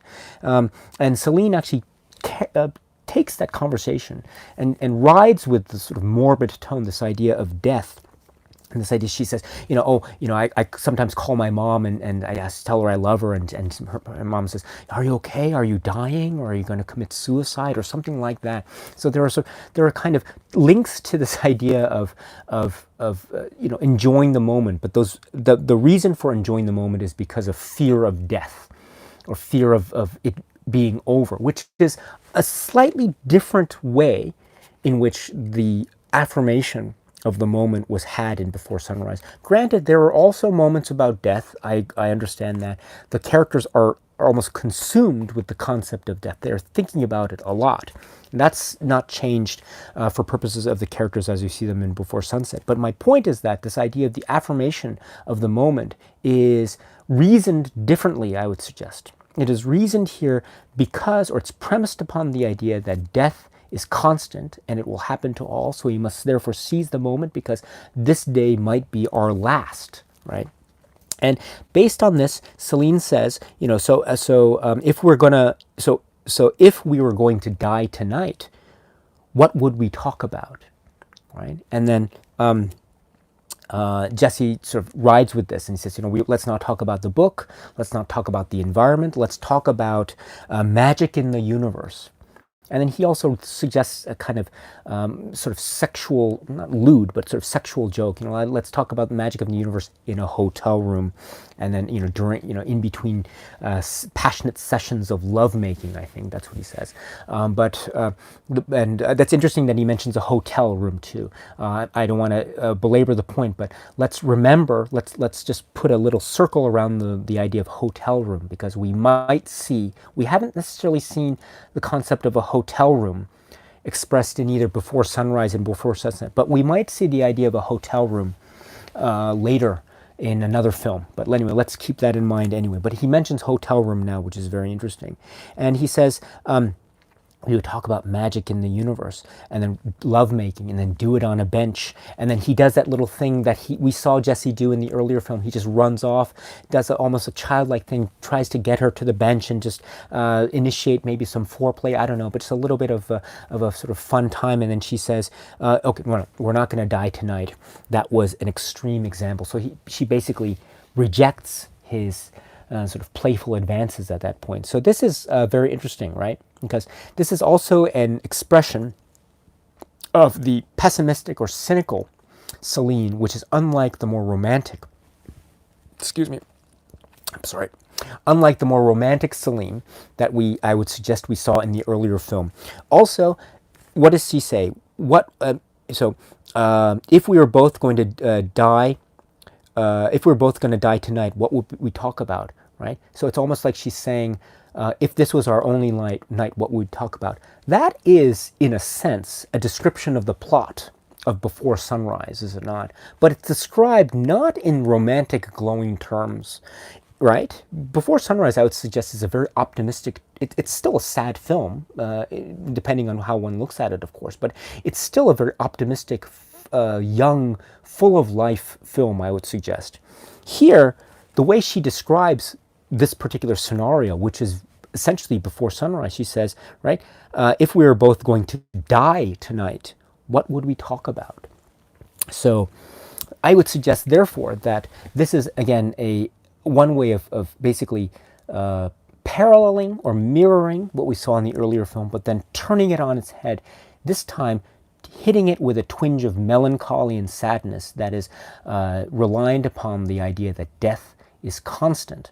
And so if that's the case, then I think this is also something that's very important, because we will see that this is a lot to do with memory and a lot to do with how we remember things or how we don't remember things, and how that has an impact not just on how we are as individuals, but how we in the present use the past in order to not only introspect and investigate ourselves and the people around us, but in some instances we in the present go into the past and go into our memories in order to do something different or turn our present into something new. And that's something I'll try to talk about in the next part of this. But before I do, let me just go into the live chat and we will go from there. So thank you very much, Felipe, for the use of the word magic. That is very important, as I was trying to suggest.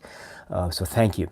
Next is Cine Arts, our dear friend. Hello. This entire trilogy is among my absolute favorite films. Richard Linklater is one of my favorite filmmakers, a wonderful individual. Hope you're well today. Thank you very much, my friend. That is very kind of you.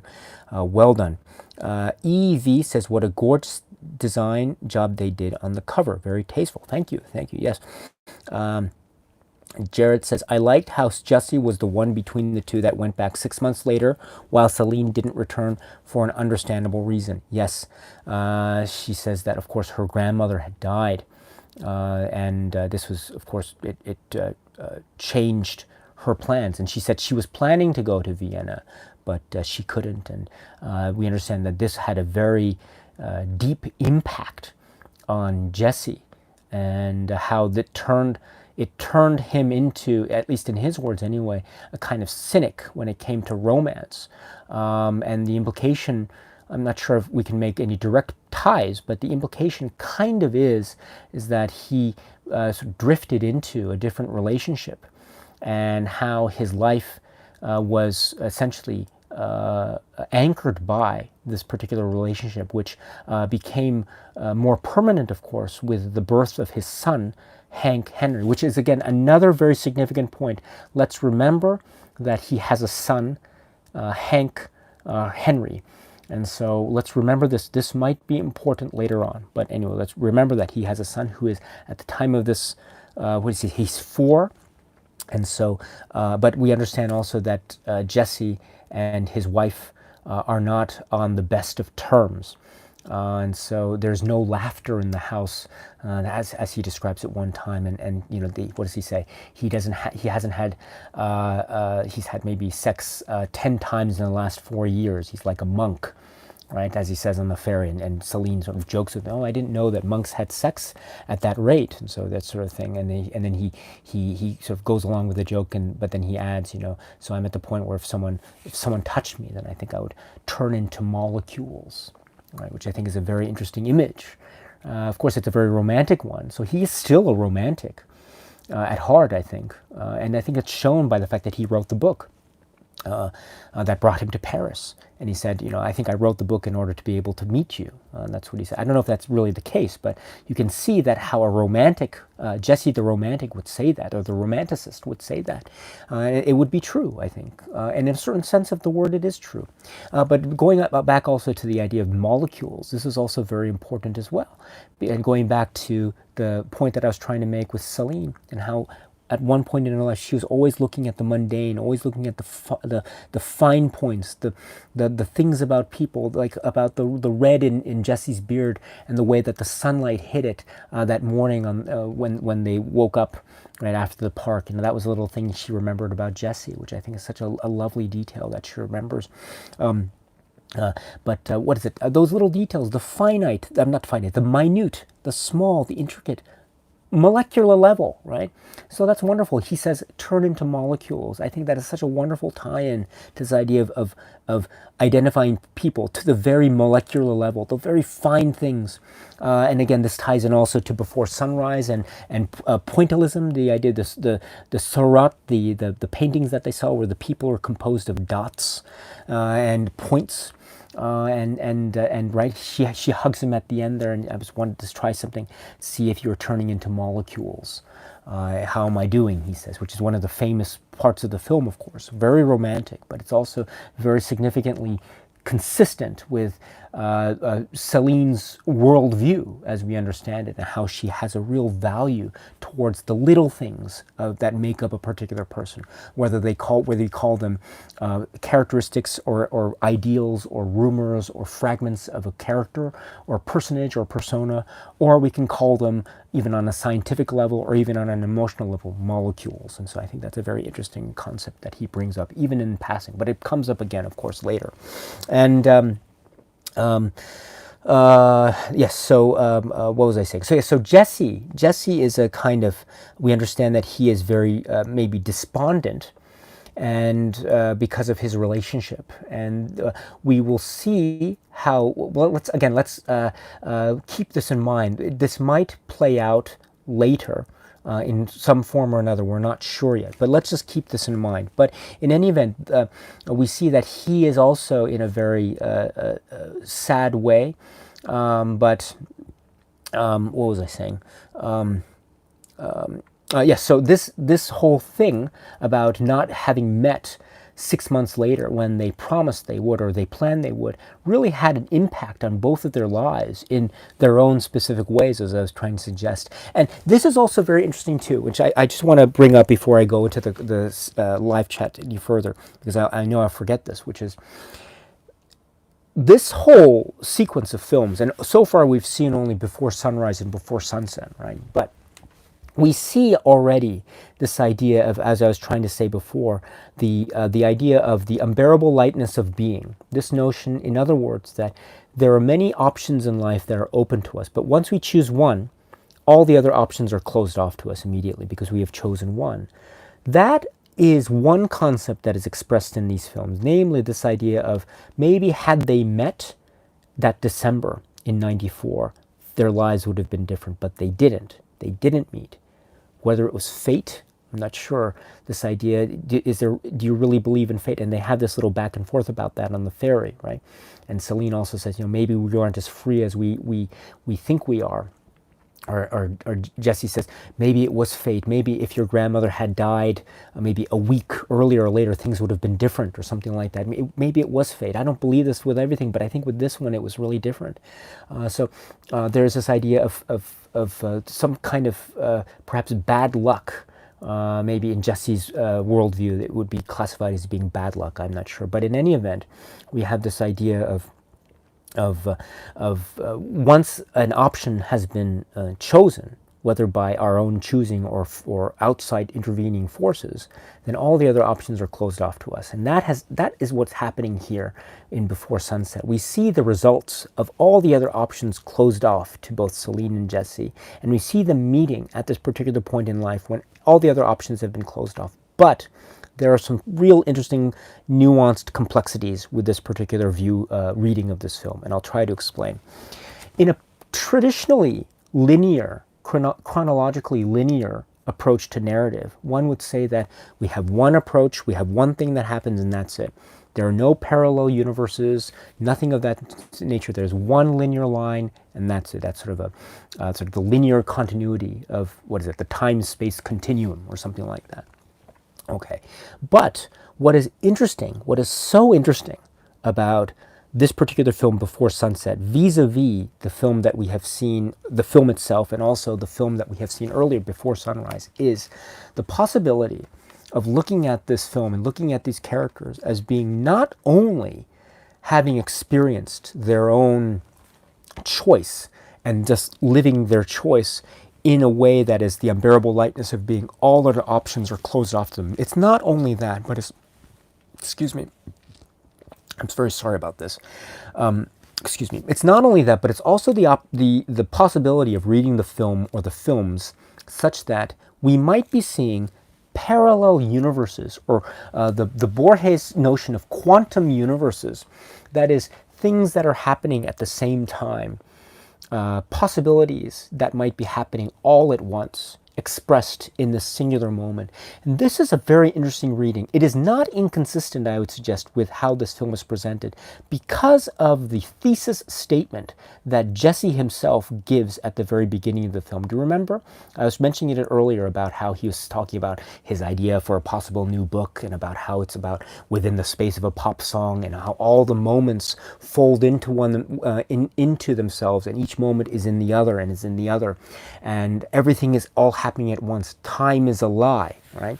So I think that is leading one to the possibility of reading this film, and perhaps by extension the other films, as being a kind of way of seeing these personages, these people, not just only living in one linear chronology, but also living, possibly anyway, in parallel universes.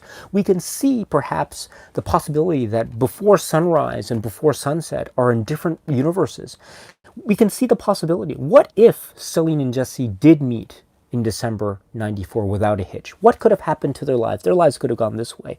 What if they didn't meet, but they met like before sunset? They could have gone this way. What if they made different choices in before sunset? Their lives could have gone this way. Their lives could have gone this way. So there are many different variations on the possibilities. And once we consider all the different variations, then we can really come to consider the fact that there are all these open possibilities. And perhaps Jesse and Celine, even though they are at the point in their lives that they find themselves in before sunset, in their early 30s, they already are speaking of time lost, right? But perhaps they are still in time.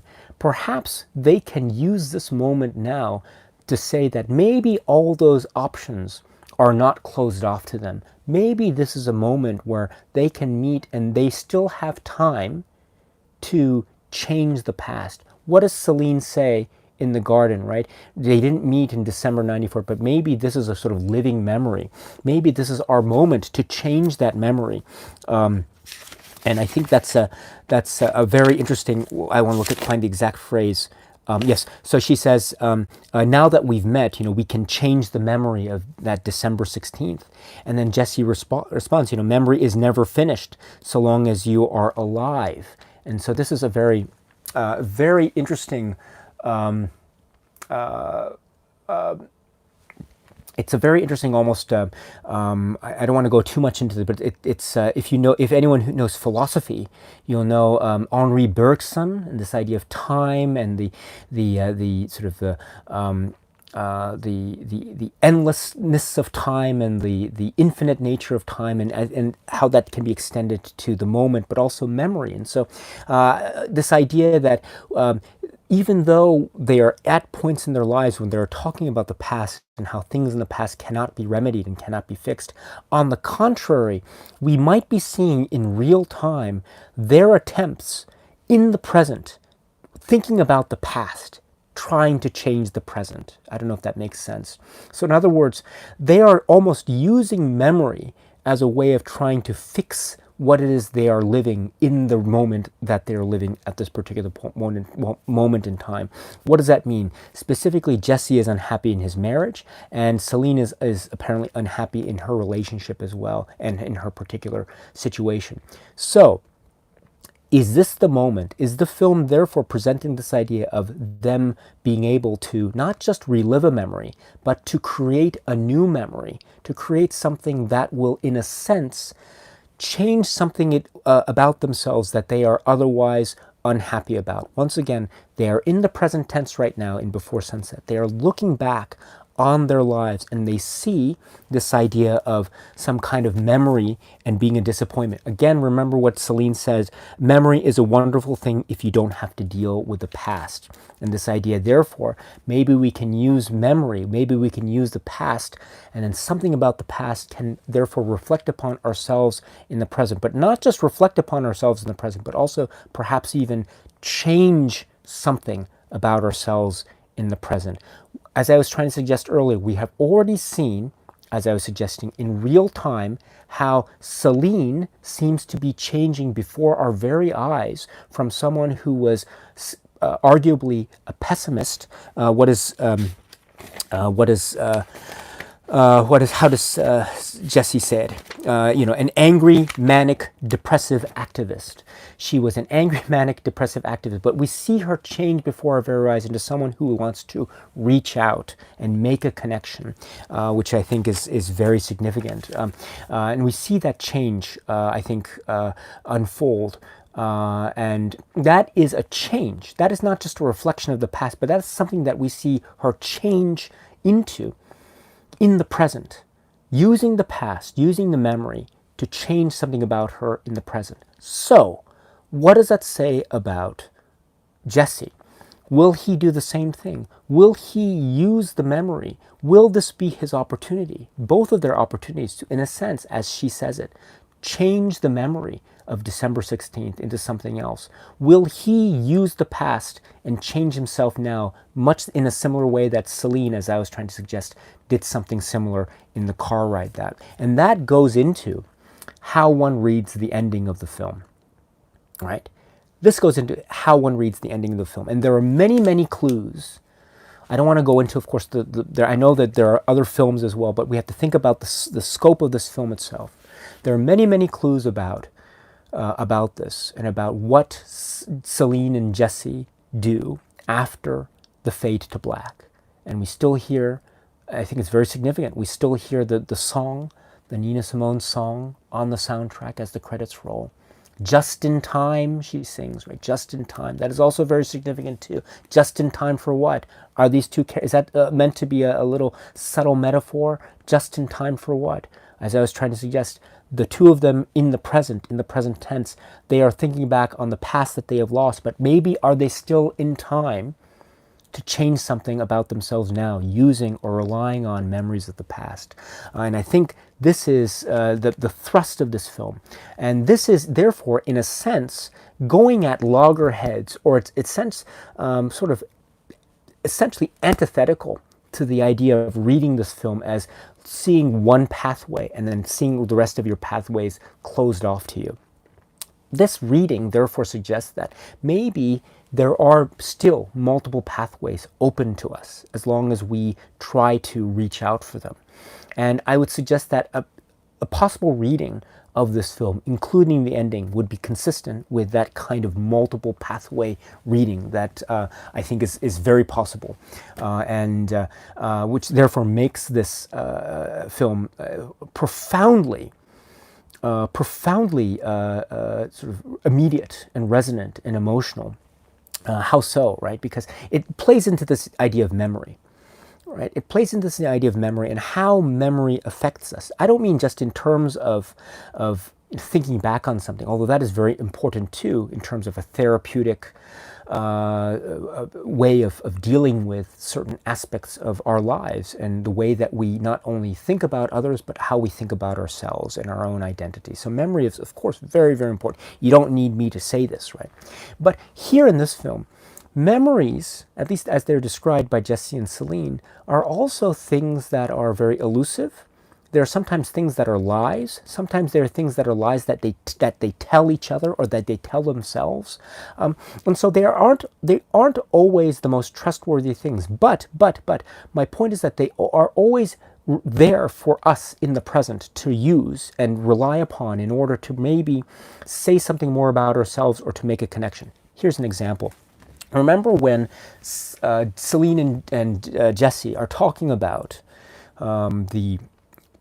whether or not they had sex in the park in Vienna. Now, anyone who's seen the film will probably interpret that particular scene to be yes, they shared a very intimate moment in that particular moment, right, in the film, in the park in Vienna. But if you recall in Before Sunset, it's actually quite an interesting moment because Jesse says yes, he even remembers how they had sex, but then Celine immediately, this is as they're walking up the steps, right? Celine immediately says, "Oh, we didn't have sex," right?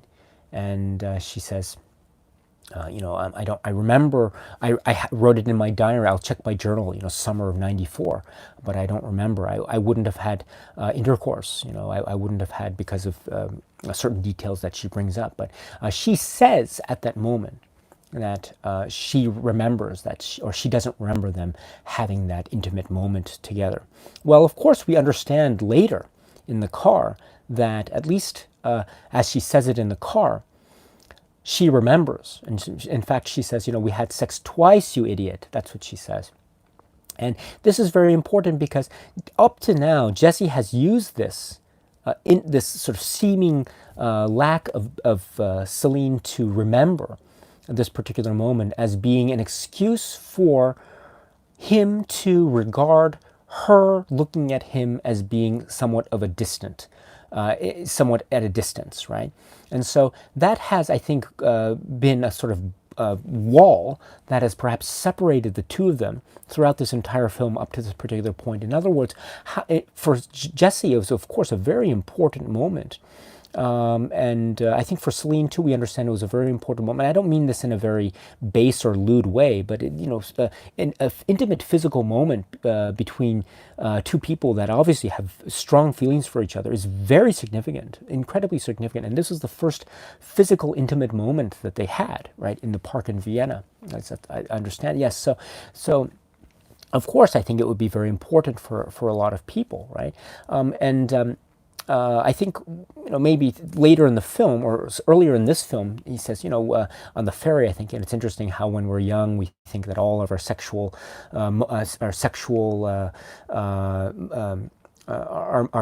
moments with people are really significant, but when we get older, we realize they become less and less significant. I think that is, in a sense, Jesse's way of trying to have a kind of defense mechanism, because we realize that he was actually very hurt by the fact that she said that she didn't remember.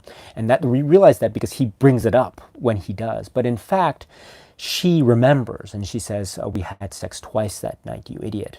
And she says something very interesting here too. She says, that's something that she sort of says, she uses the idea of women, right? Women. I had to say something like, I couldn't acknowledge it, right? And you kind of understand what that means. It has a kind of, and I don't mean this in a negative way, but it has a kind of, if one acknowledges it immediately, then the idea of a sort of power dynamic is shifted. And so I think that's very important for her. Not in any sort of threatening way, but as a kind of defense mechanism for herself, is to not necessarily acknowledge at the time that in fact she did indeed remember this intimate moment. But my point that I wanted to bring up is that this idea of falsity in memory is used at first as a means of almost kind of creating a wedge in between these two characters where there really shouldn't have been. But when the truth is revealed about the memory, that creates an opportunity for change, right? It's a moment for Celine to make a connection with Jesse, telling him kind of the truth. Of course I remember it. Of course that's what happened. And then it's also a moment of realization for Jesse, right? Because up to now we can assume that there was a little bit of an emotional wedge. Up to now, it's been expressed elsewhere. She was sort of resistant to his charms, shall we say, whenever he brought up sex and the idea of fooling around with her. She'd always sort of scoff at it or gently set those comments aside. There's another moment when she's talking about a memory that she didn't live, right? About this idea of walking home and seeing an old man, a sort of lascivious man. And because she thought that she lived this moment, and she actually remembered this walking down the street whenever she had sexual relations. And so Jesse then makes the joke of is that street nearby? And she said, oh no, very far away or something. So she gently but very bluntly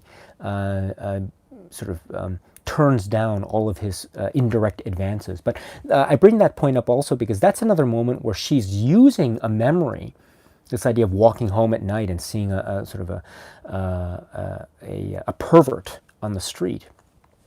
This is a memory that she herself acknowledges didn't happen. It didn't happen. It's something that she remembers. She thought it happened to her, but it didn't happen.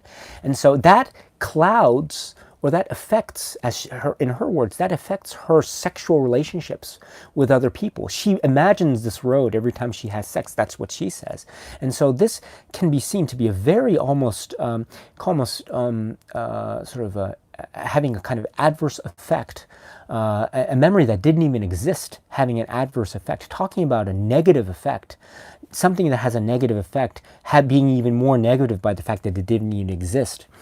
So that's very interesting, right? But here we also get this idea of a positive effect of the reaffirmation of the existence of a memory. This time is the idea of, yes, indeed, they did share an intimate moment in the park in Vienna. And so what we have here is an interesting sort of comparison between the negative effects of negative memory and then the positive effects of positive memory and how they affect persons in the present tense. For the negative effects, they have the effect of affecting Celine in the present whenever she is in a particular intimate sexual relationship. But the positive effects of the memory with respect to actually admitting and acknowledging that she did indeed remember that they had an intimate moment in the park in Vienna creates the possibility for change in the present tense for the two of them. And so this is my way of trying to suggest that for the two of them and how memory is employed in this film, it's not just the idea of looking back, although that's part of it too. It's not just the idea of looking back and saying, oh, woe is us for those times that we have lived in the past but now are gone. But it's that too. It's not just the idea of thinking back in the past and thinking about us now. We have gotten a little bit older. Do I look a little bit older? They asked themselves in the cafe. They each say no, but you can tell that of course, they've gotten older. We all do, right? It's inevitable. That is the effects of age and time. Right, but the idea of memory is not just the idea of looking back and seeing younger versions of ourselves. But here in this film, it's the possibility of using memory of the past to change something about ourselves in the present, and what that potential is, and the way it opens itself up to many possibilities is amazing. Is absolutely amazing. And so and I think that's so powerful, because if one transposes that concept into our own lives and into our own experiences. I mean, I'm not Celine, I am not Jesse, but I am a viewer of this film, and I can definitely relate to their experiences, just not directly, but based off of my own memories of the past, of people that I have met, of certain maybe romances that I might once have had but not necessarily have now, and that sort of thing.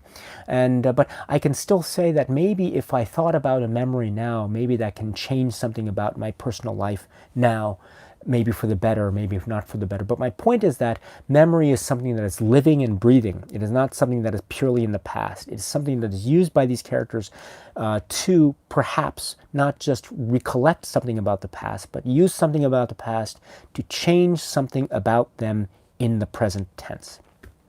And if that's the case, then that is a very broad and bold proposition that the filmmaker and artist Richard Linklater and Ethan Hawke and Julie Delpy are proposing. It's the idea of a sort of control that we have over our own lives and our own destinies, which I think is absolutely fascinating.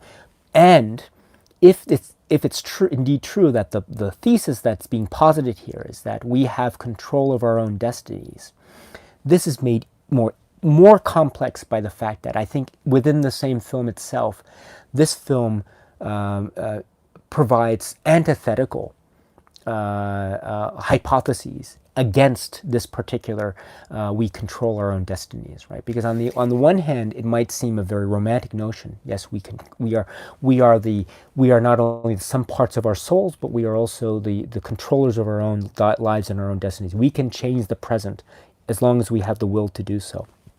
But we also have things in the film that suggest that maybe our lives are not as controllable by us as we'd like to think they are.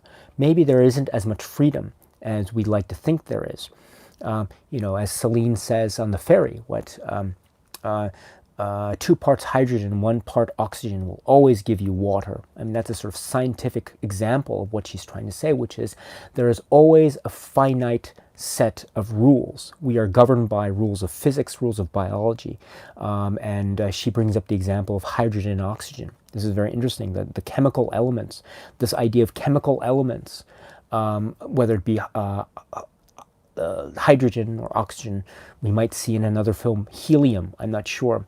But in any event, let's think about the elements and how they are expressed later in other films. But my point is that she uses the elements here, the chemical elements, to express the notion that perhaps we are not as free as we would like to be. And I think there is also something that the film is saying about that. On the one hand, as a romantic notion, maybe we are free to make our own choices. But on the other hand, maybe we are not as free as we think we are. And I think the whole structure of the films themselves and how connected, how interconnected they are, and the fact that they aren't as meandering and as random walking and talking films as I think some critics of these films suggest that they are, but in fact they are subjected to a highly rigid structure within this film, but also among the films themselves, is suggestive inherently of the fact that there is no freedom, but in fact everything is imposed by a structure, whether that be the filmmaker or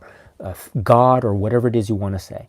And so I love that internal paradox that is implicit within this film itself. Namely, the characters seem to be on the trajectory of wanting to change their lives for the better, but at the same time a hint that maybe there isn't as much freedom in the universe as one might think there is. But anyway, I've talked too much. But anyway, I'm sorry, one more thing about the universe, and then I'll go to the chat, which is that, let me just point out also, I forgot to mention this with respect to the characterization of Celine and how Celine was characterized. And I was talking about how she said that she was dead inside. I would like to call your attention to the scene in Before Sunrise. Remember the scene in Before Sunrise where the two of them are outside, in the cafe, outside cafe in the sort of palazzo area, and then the fortune teller comes and she reads the fortune of Celine. And what does she say? I wrote this down. So she says, the fortune teller says, "You need to resign yourself to the awkwardness of life. Only when you find peace within yourself will you find the true connection with others." And so whether this was a ruse, a fake fortune teller or not, your guess is as good as mine. But this seems to be a very accurate fortune that she was telling in Before Sunrise. It seems to bode a certain sense of portentous foreboding with respect to the character of Celine as we see her in Before Sunset. Very interesting stuff. Incidentally, as I was speaking of the fortune teller in Before Sunrise, what did she say afterwards? We are all stardust, right? We are all stardust, which is also very much echoing, I think, anyway, one could make the connection at least, with the idea of dissolving into molecules. We are all stardust, or we are all molecules. Okay. Anyway, so let's see here. So, okay, let me go to the live chat, and okay, we will continue on. So, where was I? Oh, and I'm sorry, one more thing. This is about the book. Sorry, this is... other thing too, I have to remember this because this is very important. Okay, sorry about this. The other thing that is very important about the reading of this film, and I was trying to suggest up to now, is that this is the idea of a sort of a rejection, if you will, of one path being open to us only, and all the other paths of our lives being shut off from us. This film almost is like a rejection of that kind of reading. At least it's possible to see this film as that. I really believe that. Another way to see this film is this idea of parallel universes, as I was trying to explain earlier, the idea of quantum universes. And we can see this idea, as I was trying to express earlier, moments fold into each other. Everything is expressed at the same time. And this is very significant because we can conceive of different possibilities in our lives at the same time. Right? Our minds, I think, are complex computers, and they're complex computers that are sophisticated enough to be able to comprehend different scenarios and seemingly seemingly contradictory scenarios all at the same time. And this also means the possibilities of our lives that could have played out in different shapes and forms depending on our choices, depending on the circumstances or whatever. In this case, it's not just a linear trajectory, but we can also conceive of them all simultaneously at the same time. And it's a very tempting reading to look at these films, and this film in particular, and all the other films, including Waking Life, by the way, and I'll explain why, as a kind of exercise in looking at these characters as one whole thing, living all these moments in one moment. It's a very tempting reading to say, for instance, the moments, the events of before sunset and before sunrise are all happening at the same time, or they're expressing different parallel universes all at once. And this is, I think, made flesh in the film by the fact that Jesse wrote a book about the events that we understand before sunrise to be. He actually wrote a book. And what does he do about this? He doesn't just write a book. He actually says early on in the film, if you recall, when they're walking from the Shakespeare and Company bookstore, he says, actually, I did write an ending. That's what he says anyway to Celine. I did write an ending. And what is the ending that he wrote? He says, let's see here. I just want to get this right. Here we go. Excuse me here. Oh yes, so he says the ending is, he did write an ending that took place 6 months later, and it was a more hopeful ending, that's what he says. And it was a fictional version where Celine did show up. And what does he say? He says, and then they make love for 10 days straight. And then Celine then turns it in a sort of cynical way that she does. It says, and then maybe they start to get to know each other, and they realize that they don't like each other. Or I think that's what Jesse says. They got to know each other, and then they realize they don't like each other. And then Celine says, I like that. It's more real. So that's another reflection, perhaps, of the cynicism that is sort of baked in to the life experiences that she has been living up to this particular moment in time. But the point that I wanted to raise about this book and this ending is that this book presenting this, or not the book itself, because the book doesn't include this ending, but this is what the ending that Jesse said that he wrote. It's a fictional ending because we understand that they never met. They never met in the world of before sunset anyway. But it's interesting to note that he did create this ending at one point of the drafting of this book. So that is a kind of parallel universe that he is creating. Okay, that's one thing. There's also another thing about looking at Before Sunrise. And if we look at that film, we as viewers can imagine the possibility that maybe they did meet, right? We know that before sunset they didn't meet, but maybe at the end of Before Sunrise, if we leave it at that, in our minds, it depends on if we're pessimists, if we're cynics, or if we are optimists, or whatever our point of view is, we can possibly imagine the scenario, the very reasonable one, that they indeed met in Vienna 6 months later. And that would be its own separate parallel universe. That parallel universe, I would also argue, is the ghost or specter that is always at the sides of these two characters as they are meeting. So in a sense, because they're always thinking, why didn't we meet? Gosh, our lives would have been so different if we had met that time, but it just didn't happen.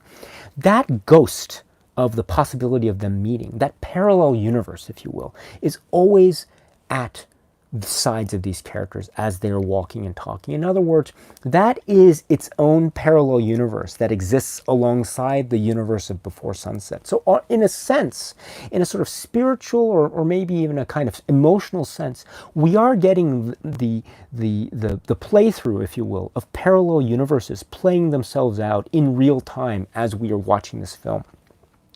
One is sort of fictional, one is imaginary in the world of the fiction, granted, but there is that. There is also the notion of parallel universes, as I say, in the book. The book itself is its own universe, which is itself an expression of something. It might not be as accurate, perhaps. We haven't read the book. I don't know what it exactly says, but it could be accurate. It might not be accurate. But to make things even more nuanced and complex, Jesse did say that he did write a fictional ending, which is different from the events of Before Sunset. So that's yet another parallel universe. Also, for those of you who know Waking Life, right, the film Waking Life, I don't want to get into too much detail about that, but there is a scenario presented in the other film Waking Life about what happens to Celine and Jesse. And this film comes before the release of the film Before Sunset. And so I always like to think of Waking Life as being, in a kind of interesting way, an expression of this written ending for the book, 6 months later ending for the book that Jesse explains to Celine that he wrote but his editor rejected, or that sort of thing. I always like to think in my mind anyway that Waking Life is, in a kind of interesting way, the ending of the book that Jesse might have added on had his editor not rejected it. And so that is also a kind of parallel universe in itself. And so and of course we will see other films, and again I don't want to go into too much detail, but we will see other films that will then further augment and add on to this notion of being able to see the world of the films in terms of parallel universes or moments all happening at the same time. And this is, I think, it's not only just a sense of being able to. It's not only a kind of an interpretation of the viewer. It's also baked in to the stuff that we see in this film itself. And again, I bring you back to the very opening moments of the film. This idea of the hero of the new novel living his moment, and every moment folding in on itself. That is, in a sense, also a way of expressing this idea of parallel universes. And there's something of a kind of magical, and I use the word magic again, a kind of magical melancholy that is conjured up in my mind whenever I think of this particular reading of this film Before Sunset and parallel universes. You know, what could have been, what might have happened if something else had emerged, and that sort of thing. And so, and therefore, what makes the film's moments very interesting is that the moments that we see at the very, maybe the climax of the film, the choices that these characters make, might be seen to be, in essence, trying to maybe, amalgamate or bring together all the parallel universes and possibilities into one, right? And this is also an expression of, again, as I was trying to suggest before, changing the present tense by whatever means necessary. And in the earlier reading, I was trying to suggest it was the idea of changing the present tense by relying on the past and memory. Well, here there's another reading, but changing the present tense but by relying on all the parallel universes that have been created in sort of thematic strands throughout the film, and bringing together into one, such that every moment in all the parallel universe and this universe is all the same. That is, will they or won't they get together at the end? Right. Okay, so anyway, so that's something that I wanted to make, because that is very important, and that will actually feed into, I think, a reading of this film, and in the context not just of itself, but also in the context of all the other films that we will see in relation to Celine and Jesse. So anyway, thank you very much for that, but I'm sorry to have talked as much as I did about this, but I think it is very important. Okay, so Rourke Productions is here. Hello. Making me want to revisit this trilogy. It really does put a smile on your face. Great films. Hoping they make a fourth. Okay, I'll talk about that in the next live stream. I have some ideas about that. But anyway, I don't want to get too far ahead of myself. Let's see. Erwin says, it is indeed quite magical. I've never seen Paris this clean, idyllic, and quiet. But then it is a movie, of course. That's very interesting. Andrew says, I love Linklater's use of time in his movies. Yes, it puts them in a unique perspective compared to other films. And this one, playing in real time, was a fantastic experience. Yes, this is very... You're referring, of course, to the idea that the film itself is playing out in real time. The present is really made present. It is the present... The presentness of the present is made so vivid and real by the fact that the film is acting out in real time. Ah, what a brilliant concept. And this is also true, you know, this is a nice little parallel with the film Before Sunrise. You know, if you recall Before Sunrise, the film Before Sunrise, it's not in real time. It's kind of in real time, but there are some jumps, there are some ellipses, jumps in time. It's a much longer space of hours than the actual running time of the film, of course, because there are jumps in time. And I think that's consistent with this particular film as well, because if we think of this film, remember this was a film where the characters made such a point of saying they are outside of ordinary time, they're outside of real time, they're in a special zone, if you will, that lasts only this one night. And so time is sort of amorphous or malleable. It can go from this place or that place.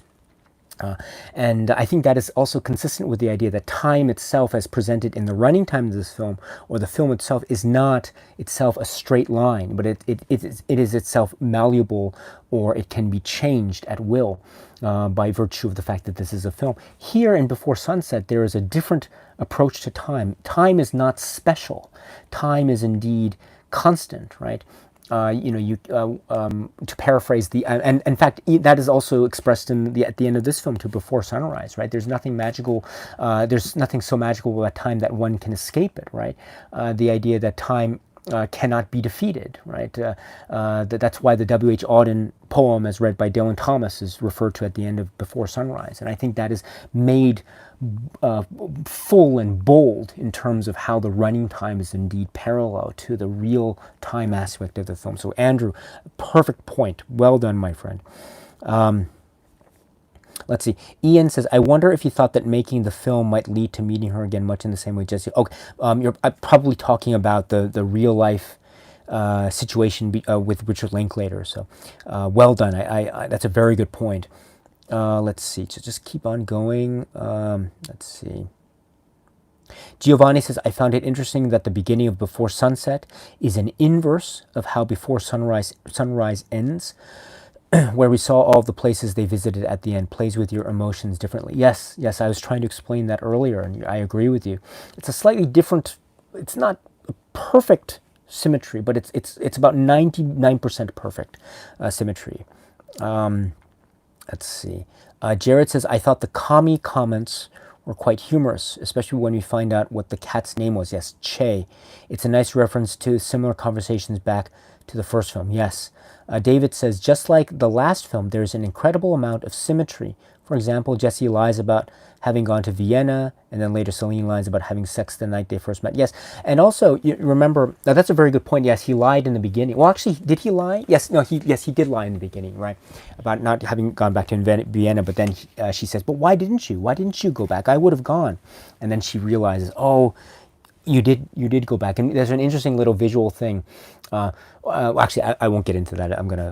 I've wasted enough time with my frivolous comments as it is. But what was I saying about your great comment, David, about the symmetry? Yes, this is very, very important. There are so many moments of symmetry as well that I think. There's one in particular that I think is really fascinating, and it's actually symmetry not within the film itself, but between Before Sunset and Before Sunrise, which I always thought was so revealing. It was such a minor point, or maybe it was so undetectable, but it was, remember in Before Sunrise, where Celine says at the beginning in the train, she says, I don't like flying. She says because she's preoccupied with the concept of death, and she's so afraid that if she's on a plane that she'll die, right? And then later on in the same film, they're on the boat, and the night cafe boat, and she's saying, and he's saying, you could always, they want to meet again, or they're talking about the possibility of meeting again, and he's saying, well, maybe you can come to America. And then he says, oh, but I remember you don't like flying, because this is the assumption that he recalls the earlier conversation on the train where she said she doesn't like to fly. But remember what she says at that moment. She said, no, I'm okay with flying, right?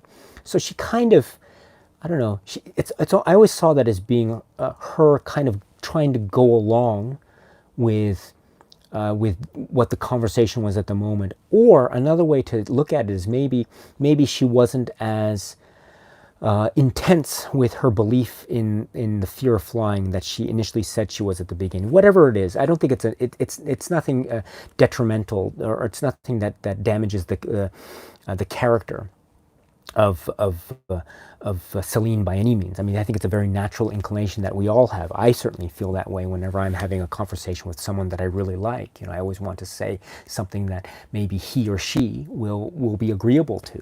And so I think that's an interesting thing.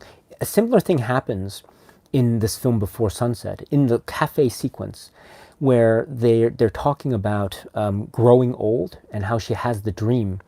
She's saying about how she had a dream where she's 32, and then she has a dream where she's 32, and she was so upset, but then she woke up, and then she woke up and she was 23, but then she really woke up and she realized that she was 32, and so she has this idea of she says she doesn't like to get older.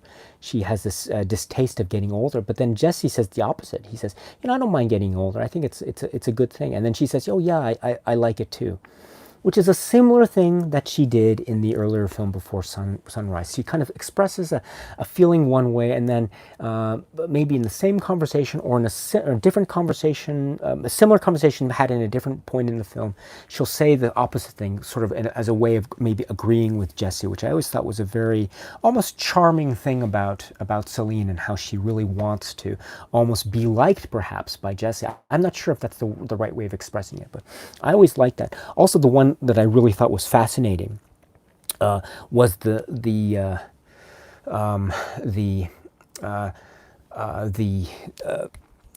they're in the apartment, when they're going up the apartment in Before Sunset, and Jesse says, I want to hear one of your songs, because Jesse at this point, he has been the initiator in this film.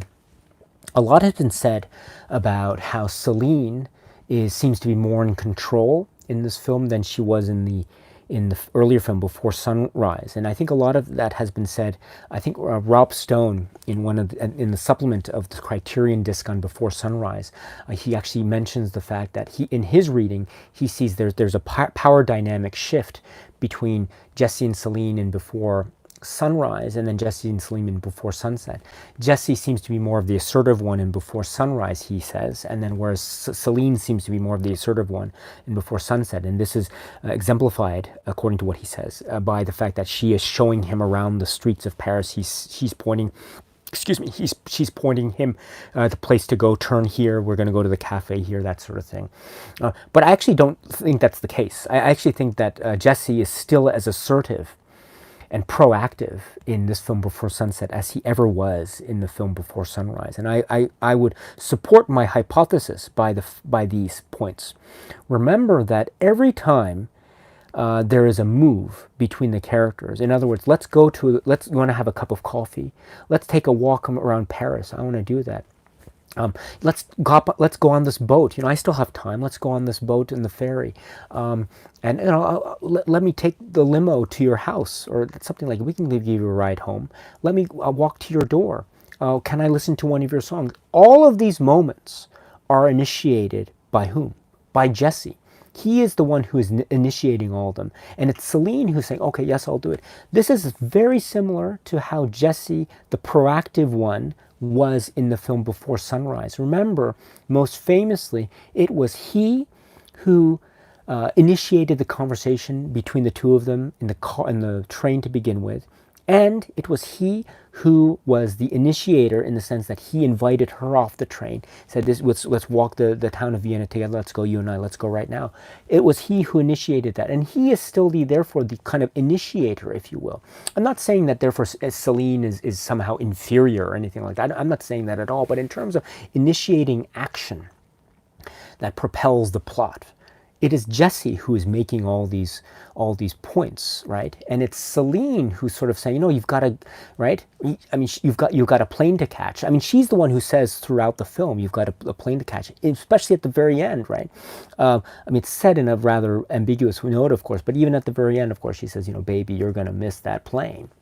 And then Jesse, right, he has this finger like this, right? I think it's on his wedding ring. I'm not sure, but he says, I know.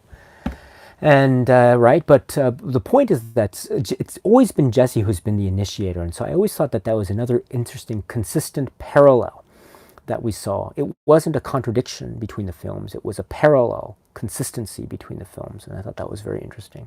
Another parallel consistency is when at this last moment of proaction, Jesse says, I want to listen to one of your songs. Can you invite me up? I still have time. And so he says, go up. And he's, what does he say? He says, what am I going to do? I'm just going to waste time at the airport, just, for an hour, just lamenting the fact that I didn't listen to one of your songs or something, which is the exact same thing that he says in Before Sunrise. Do you remember? He asks, when they're walking along the riverbank, he says at night, and he says, what do you think you would have been doing had you not gotten off the train with me? And so I think I would have been in Salzburg right now or something. And he says, I probably would have been at the airport just leafing through some magazines, just crying my eyes out about the fact that you didn't come off the train with me or something like that. So it's a similar sort of thing that he's saying. Again, at the airport, I would have been doing this at the airport anyway. Again, it's also an echo of this idea of parallel universes, what we would have done if we didn't make the choices that we ended up making. But anyway, I'm sorry to go on like this, but what was I saying at the very... Oh, yes. So at this point, outside of the apartment building, they walk up because she has agreed to play him one of her songs. And they walk up the staircase. And do you remember this moment? This is one of the most beautiful, profoundly powerful moments. It's the two of them. She's got the cat Che in her arms. He's walking up. And it's so... He's looking at it. He kind of looks occasionally back at Celine. Celine looks at the cat, but then she's sort of looking, and it's silent.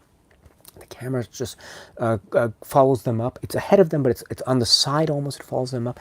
Do you know what this reminds me of? Do you remember that scene in Before Sunrise where the two of them are in the listening booth, the music store in the listening booth, and they're listening to the song Come Here. And it's just the two of them listening to the song, and they're trying to look at each other but not make the other person... not have the other person discover that they're looking at, they're sort of averting their eyes at the last minute. And that's a kind of lovely present tense moment in this particular film, Before Sunrise, of real blossoming love in youth. I don't know how you felt. I mean, maybe there are a number of you who are younger than I, but I am 41 now, 41 years of age, and I remember. It feels like it was many, many years ago. Maybe I mean, I wasn't in the exact same situation as Jesse and Celine, perhaps, but I still had feelings of young, youthful love, perhaps, and it had that sort of same kind of feeling, perhaps, of excitement in the air, and looking and not looking, and that sort of thing. Well, here in Before Sunset, the dynamic is, I would suggest, the same. They are looking and trying to avert their gaze at the last moment, trying not to be caught by the other person, and that sort of thing. But they're looking, and they're looking back, and they're looking back, right? It's exactly the same as we saw in the film Before Sunrise, but it's different at the same time. Why? They are not young anymore. And this is almost like a final moment, right? They're going up, and this is a moment of real fate. Right? They are living the moment now, yes, and it's a beautiful moment. But whereas in Before Sunrise, where I would suggest that moment is they were living the moment, and it was a beautiful, optimistic, young, free, loving thing. Here in Before Sunset, they are living the moment, but there's almost an intense edge in the air. Yes, there is a sort of beauty and wonder at the possibility of what might happen between the two of them, but there's also a sense of perhaps this is the moment, but this is the only moment. There won't be any other moment like this if things don't play out the way that maybe we would like them to play out, right? And this is also echoing what they said earlier in the film on the boat, right? When they said, when we were younger, maybe maybe we thought that life would present us with so many opportunities to meet people. But then when we get older, we realize that there are actually very few of those opportunities, or we sometimes mess them up. And I think that is the difference, right? So it's similar to Before Sunrise, but it's also different from Before Sunrise. And it becomes, again, a melancholy look at the past, but also this idea of the present tense, the present being both a beautiful, sumptuous, wonderful thing, but also something that is almost feared and something that is creeping up on us, right? Time cannot be conquered, right? That's what the W.H. Auden poem was, the point of that poem at the end of Before Sunrise was just, time cannot be conquered, right? Well, here, time ultimately cannot be conquered, to the point where this is a beautiful moment as it is. It's almost the last of these moments. And if they don't act on what it is we think that they feel, then it might be the last moment. So in many events, it's both a beautiful and very profoundly sad moment at the same time. So I always thought that was really lovely. But anyway, sorry about that. So just continuing on. So let's see here. Okay.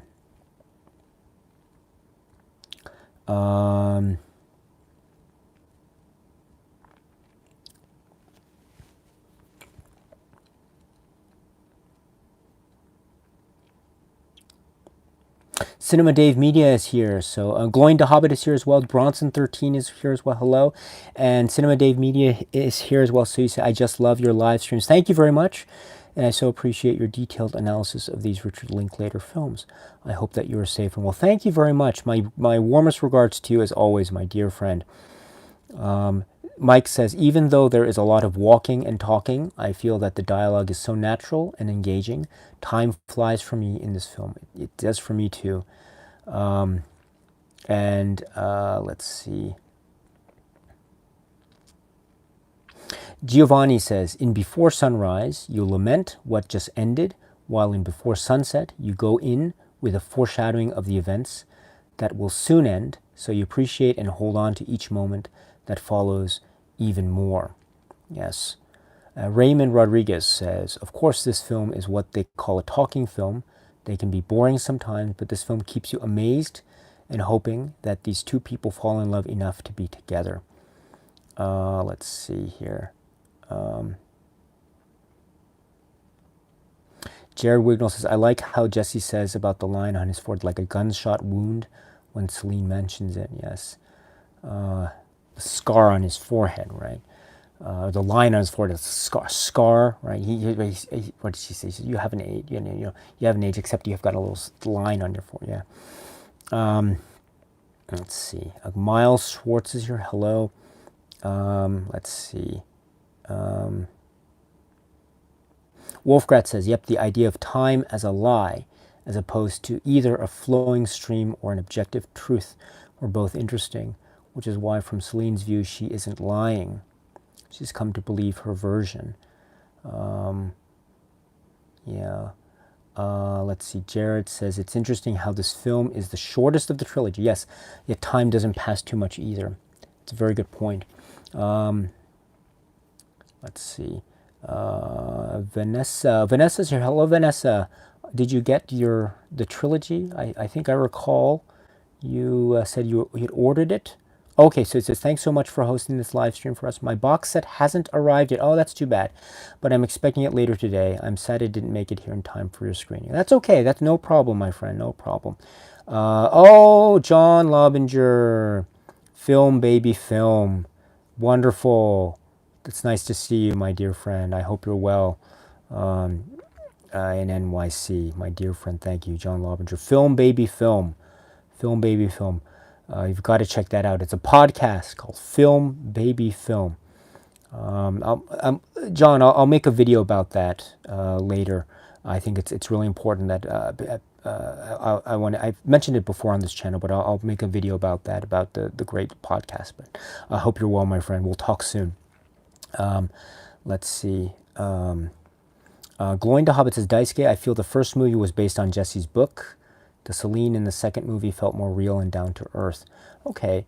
Yeah, that's interesting. Eddie Green's one. Oh, thank you. Oh, wow. Thank you, Eddie. It's nice to see you. Hello, Daisuke. Love this film. Once again, happy birthday. Thank you very much. Yes, it was my birthday a couple days ago. So thank you so much for that, my friend. I hope you're well. And I know of your love of this film. So, I don't know, Eddie, have you spoken about this film or these films on your podcast, your wonderful podcast, Eddie Green's 101? If ever you decide to talk about these films on your podcast, you must let me know. And I'd be very happy to share the podcast with everyone. Anyway, let me know, and once again, I hope you're well. Thank you so much, my dear friend, for your lovely contribution here. Completely unnecessary. You didn't have to do it, but the fact that you did was very kind of you indeed. So thank you so much, my friend, and we'll talk again very soon. Once again, Eddie Green's 101 podcast. It's really great. I was on that podcast.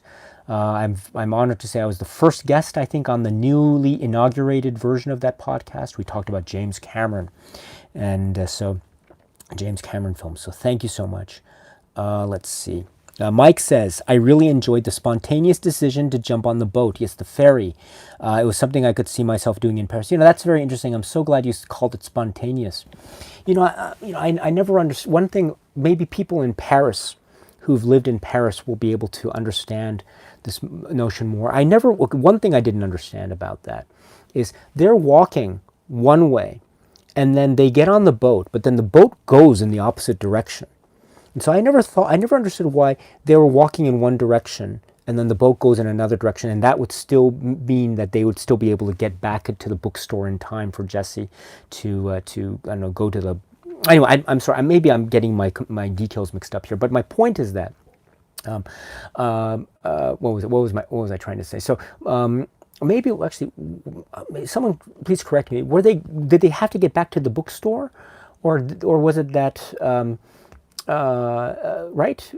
Or I always understood. I thought that he had to get back to the bookstore and then he could go to the airport. But Philippe, the driver, was there and his bags were in the car, I think, and so they could probably go to the airport immediately anyway. So anyway, that's my own ignorance of Paris geography for you. So. But the point is they're walking one way and then the boat goes in the other direction. This is very significant for a number of reasons. Excuse me. I'm very sorry. This is significant for a number of reasons, I think, and I'm so glad Mike brought it up. So first of all, we have to remember that this is Jesse who, again, initiates this action. He's the one who does this. This is very reminiscent, if you recall, of how Jesse does these similar sorts of quick flights of fancy. We saw it earlier in the film where he's running to one of the benches after saying, essentially trying to initiate foreplay, and then Celine kind of brushes it off. But he has that big quick flight of fancy earlier in the film. We also saw it a little bit in the Prater Park in Vienna in the earlier film Before Sunrise. He runs to one of the carousels or something, I think as a way of deflecting the fact that they had their first little kind of mini argument in that film when he rejects Celine's grandmother's romantic projections, if you remember that scene. But he then suddenly does a little rush to the boat, or the carousel there. Here it's something similar. He runs to the boat as a kind of way of essentially extending the time, prolonging the time between them that they have together. There's a little detail. What does he say when he gets on the boat? He says, all right, all right, all right. Right, so that for anyone who's a fan of Linklater films, you'll probably recognize the significance of that particular phrase. Also, he says the next stop is Quai Henri IV, or Henry IV, Port Henry IV.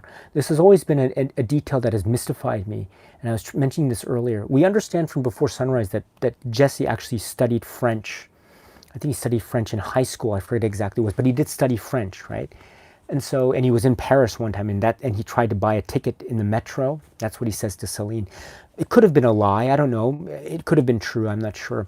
But it strikes me as very odd that someone who studies French wouldn't necessarily know the word for four, the number four in French, quatre. Right? So that always struck me as being very odd that he didn't seem at that particular point on the ferry to know what the word four meant or quatre meant in French. And so what does that mean? Either he's forgotten his French, or was he talking about in Before Sunrise about studying French? Was that a lie? Was it embellishment? I'm not sure. I don't think we have to read too much into this, but my point is that that's always been a little detail that I've always been kind of unsure about. And I think depending on how one reads it, I think one can read it in a myriad of different ways that could even extend to affecting one's way of viewing this particular film, at least that particular moment. Again, it's probably minor in the grand scheme of things. But another important point about this ferry scene is we see the Notre Dame in the background. And this is very very sad, bittersweet, because we know what happens to Notre Dame Cathedral in recent years, and the terrible history that has occurred in recent years with this. And it's interesting, therefore, to hear the two of them talk about Notre Dame as they're seeing it as the ferry passes. And they're saying, I think it's Celine who says, Notre Dame, it won't be here forever, which I think is such a painful thing. Of course, they couldn't have known what would happen years and years and years later, of course. But that's such a very immediate a very immediate comment that she makes, and it reminds me it reminds me of something very key about my appreciation or my attempt at trying to engage with these films, which is that it is a film. This is a film that is, of course, having connections with itself and also the films that are part of the cycle of films by Linklater and Ethan Hawke and Julie Delpy. And we'll, of course, talk about more of these films later on or the beginning of June. But this film is obviously linked to itself. This film is also linked to other films in this cycle of films. This film also is linked to the world outside of the film. In other words, this film has inextricable links to the world of reality. And it does so in a number of ways. It does so in terms of this example of referring specifically to Notre Dame Cathedral. And Jesse has the story about how, how he heard about World War II and how the Germans and when they occupied France, they wired up the Notre Dame and other of the sites of Paris to blow up, but then the Allied forces came in and they found these sites and they were able to preserve them and not have them explode, and they saw all the explosives. And Celine sort of questions the veracity of that story, and then Jesse doesn't even know himself, but he thought, I thought it was a good story. And so that also this goes into the idea of truth and fiction, right? Which is very interesting because at this moment when he's talking about a story that can be either truth or fiction, the subject of their the subject of their discussion, that Notre Dame, is in fact something that is in the world of this film, which is a kind of fiction film, but it is a real thing. So it's truth and fiction, and truth and fiction. So I found that to be such a parallel, such a beautifully intricate parallel device that is made even more almost painfully raw by the real events that befell Notre Dame Cathedral in recent years. And I think that film has an extra added sense of poignancy because of it, which I think fascinating. Also, by extension, therefore, my thesis on this point is that the film acts as it acts within the universe of the film, but also it acts in relation to the universe outside of the film, namely the real world. And I think this is very important because we realize that these actors and these filmmakers are actually working in real time. It is not their lives. They are not Jesse and Celine, but a lot of what they bring is sort of based off of their own experiences. That's what we understand from the supplemental material and Richard Linklater's own biographical information and that of Ethan Hawke and Julie Delpy during the time of this. And so my point is that there's a lot of real life stuff that we can read into this film, as well as the fiction of the film. And if that's the case, I think that's a really wonderful thing, because if we can read into these films the real life stuff, in terms of the actors, Julie Delpy, Ethan Hawke, Richard Linklater, Notre Dame Cathedral as an example, et cetera, et cetera. And then we can also read into the films real life vis-a-vis our own experiences. And I always found that to be so kind of such a rich, rewarding experience. In other words, these are things that can happen in the real world. And so I always like to think, therefore, that the kinds of conversations that they're having can have an impact on my own life as I'm watching the film, not just as a casual observer, but someone who might even be a participant in one form or another in terms of my own memories and how I interact with other people, etc. So my point is that there are many windows of opportunity and entry that these films provide, which I think is a really wonderful thing, to allow the viewers, like myself, to engage with the film, not just vis-a-vis the characters themselves, but also how their experiences might somehow be related to or somehow otherwise reflective of some kind of experience subjectively anyway that I might have had in my own life. And I think those windows of opportunity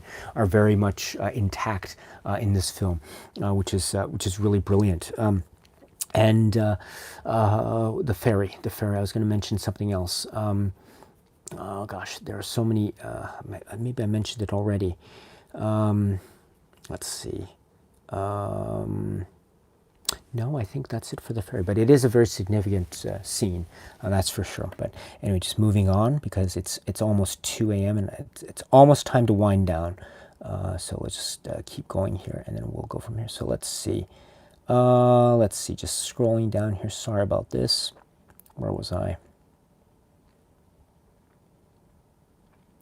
You are probably all sick of me talking, so I will be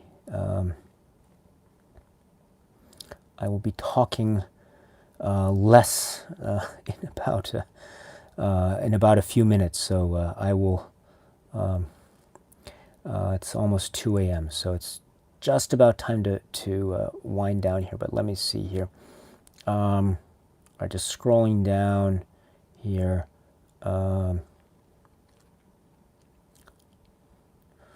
Talking about happiness and unhappiness here in the conversation. That's interesting. That reminds me of the conversation that Celine and Jesse had in the cafe about how Americans are happy, Parisians are generally grumpy. At least that's according to Celine.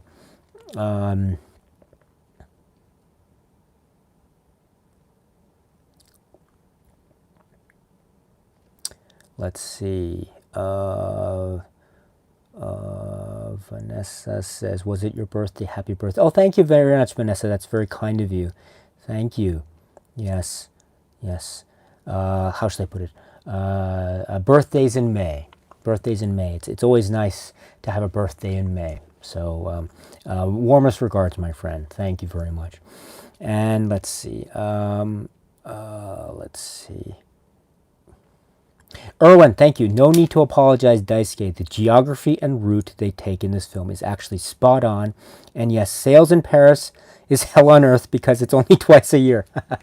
That's very interesting. Although I do want to say about the sales, which is really interesting. You know, Celine says in the cafe, and also she says as a sort of follow-up of that conversation as they walk out of the cafe and up to the garden path, she says, you know, one of the things that she finds really beautiful about life is having feeling the desire beyond basic needs, and this idea of feeling desire in like like intimacy or just wanting a pair of new shoes.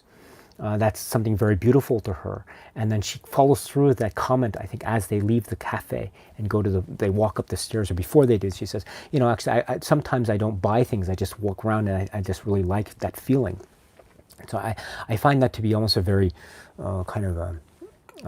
it's a very beautiful sort of expression that she gives. You know, it's not necessarily about it's about kind of the moment, if you will. And I think that is young Celine speaking. That's the Celine that we know from Before Sunrise. And there's a really nice, almost a romantic sense of appreciating the moment in that particular expression, just about buying shoes or just looking around and buying shoes. That's in an interesting way, that's inherently connected with this idea of it being sales day in Paris on that particular day.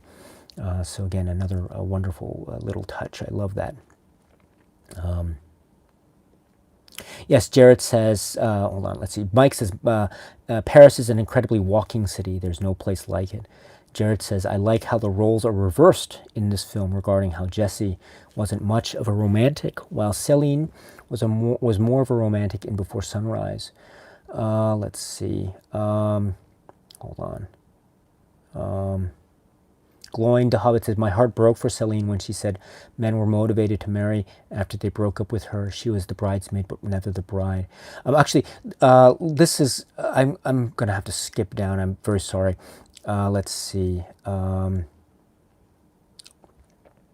actually, I'm going to skip down. Max says, Before Sunset is my least favorite in the trilogy, maybe because this part of the story forces me and both the protagonists into the era's ages to realize the reality of their life and relationships and so on, which is much less romantic and vivid than in the first movie. Yes, and finally, they must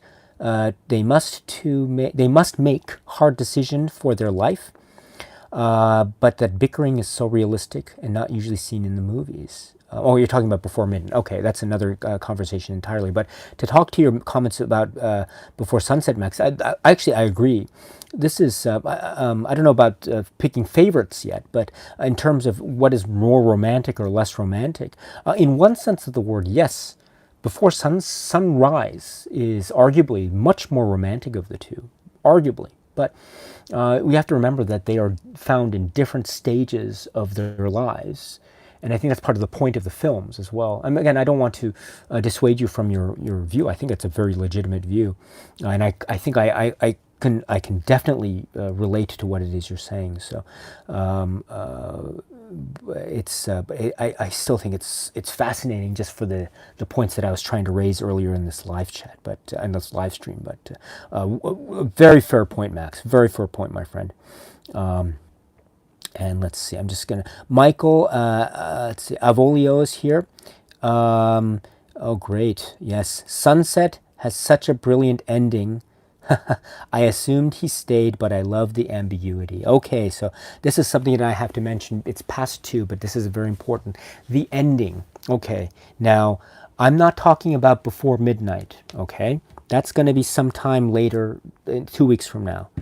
We have to remember that when this film ended, Before Sunset, we had no idea what was going to happen.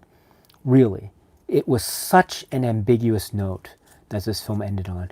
No one knew what was going to happen. We all had our guesses. This was the litmus test as well, just as much as the litmus test of Before Sunrise was. Before Sunset was, I would suggest, an even stronger one, because this was much more vivid and it was much more immediate. And the way that the film ended in a sort of mid-scene was so kind of extraordinarily revolutionary, I think, and it was a kind of one of the most brilliant moments I've ever had the pleasure of being able to experience upon initial view. And the surprise factor of this still leaves me with chills, absolute chills. I should point out, let's see. So there's Nina Simone, of course, that's played, but before that there is Waltz. Waltz for a Night. I think that's the name of the song. You can, if you get the soundtrack, you can have the sort of studio recording version of it. But in the film, you get the sort of the live version with all the mistakes and things like that. So this is very interesting too, right? For a number of reasons. First of all, this is an expression, a kind of artistic expression of the night. In some senses of that particular conception, of course, which therefore makes it parallel to the book that Jesse writes. So Jesse writes a book, Celine writes the waltz, right? So that's very nice. Incidentally, I don't know if you notice this, but Jesse says the word waltz with a hard T, Z, right? Waltz. But I love how Celine softens it. And she says, the way she says it, it's so beautiful. She says, waltz, waltz, let me sing you a waltz. And she softens the T, makes it so almost mellifluous. Oh gosh, what a beautiful moment. But what's also very interesting about this, of course, is that this is also paralleling the moment, the milkshake poem moment in Before Sunrise. I'm sure those of you who know the films know this very well. The milkshake moment was in Before Sunrise, where the man by the river was making a poem based off of a word that they gave them. This was after their first kind of fight. They say milkshake. He says milkshake. Do you know me? Do you know me by now? And the whole idea was that at the time Celine was a kind of romantic, and Jesse was a little bit more of the pessimist. And so Jesse sort of suggested the possibility maybe he already had the poem written up and just plugged in the word milkshake there just for our amusement. Here in Before Sunset, there's something potentially similar going on with the way when she says, one single night with you, little Jessie, is worth 1,000 with anybody. That's the refrain, that's the part of the song, right? Now, Jessie says afterwards, is that something that you do as kind of a joke? You kind of plug it in, plug in the name of whoever guy's in your apartment, and then Celine sort of goes along with it. Oh yeah, I do that. But we never really get an answer, do we? It could be either way. It could be that she actually wrote the song for Jesse, or it could be that she just put the name in. I'm not sure. Even if it's the point where she put the name in, it doesn't necessarily mean that she uses the song and sings it to every single guy that she knows. I don't think that's the case. Maybe she just thought it up at the moment, because it does seem a little bit forced, does it not? The rhyme doesn't seem to work. It seems a little bit out of place. And I think that's on purpose. And I think they meant that on purpose to call attention to the fact that it feels out of place, which I think makes it even more of a strong parallel to the milkshake poem of Before Sunrise. But that's not the point. It's not the point whether it's a lie or not. It's whether it's believed or not. And I think that's one of the conceits of all these films, not the importance of the lie, but whether it's believed or not. And I think in that moment, even when Jesse expresses a certain dose of healthy cynicism, he still seems to at least believe it, right? Or maybe it does. And I don't know. It depends on how you read the ending, I suppose. But so there's that, right? And then also about this ending, which I think is very important, is the idea we see the pictures on the wall. This is very important too. These, I assume, are actual pictures of Julie Delpy in her youth, with the woman that we understand is her grandmother, and probably it's her real grandmother. We actually see Julie Delpy's parents play bit parts in the film just previous to this scene. I think in the courtyard with the barbecue. But here we see pictures of her real life as a young girl. And so I think that's really fascinating. There's a moment where we see her cross-eyed, cross-eyed Julie Delpy, or cross-eyed Celine, and Ethan. I'm sorry, I'm saying the real names. Jesse actually makes a point to say this, a little bit cross-eyed there, and that actually reminds me of the scene in the cafe when she's talking about the gun, and the police officer in New York and says, look at this gun, and she tells him about the story about the police officer and the gun story. And there's a moment in that story, I could swear that she has a little bit of a cross-eyed moment when she's looking at the gun like this. Well, it's a similar kind of thing that's happening in the picture when we see her in that moment. So it's almost like, again, truth and fiction. What is real, what is fiction, and it's sort of a parallel thing going on there. Again, I don't know if it was meant to be that way. I don't want to make too much of it, but an echo. Let me just put it that way. But we also see the grandmother, and we see and up to now, where the grandmother has been just mentioned, spoken of, we see her actually there, alive, as a picture. And so there's a really weird, and I mean this in a positive way, a weird sensation. That sensation you hear about this person talked about so much, but you never see that person's face. You always imagine what that person might look like, but then you suddenly see this person in the picture, and there's a sort of shock that happens.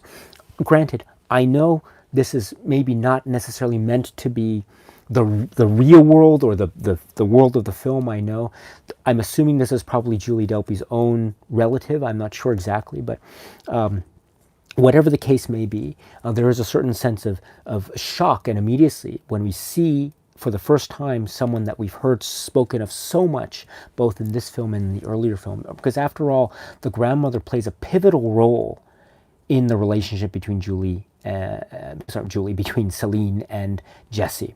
A pivotal role, absolutely pivotal role. We never see her until this particular moment. So that's another thing. And also reality and fiction interweave and collide with each other.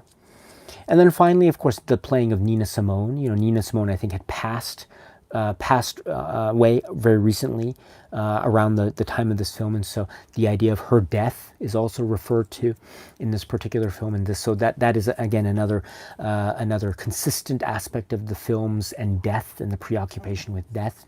And then finally, the idea of the dance that Celine gives at the very end. Oh, she's making tea. I forgot about that. She's making chamomile tea for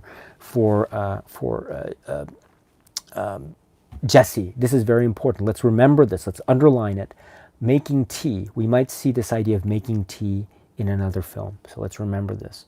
And then also finally the ending, which is where she's sort of doing the dance, Nina Simone style. And she says, baby, you're going to miss that plane. And then it ended, right? So for the longest time, no one knew exactly what happened. We could guess. It was one of those wonderful conversations that I would have with my friends afterwards. Did they get together? Did they not get together? There were always hints in the film I would suggest, that suggested that they actually got together. There were some hints along the way. Okay, so the first hint I would suggest would be the whole notion that I was trying to bring up before about how they were trying to use the past in order to change the present.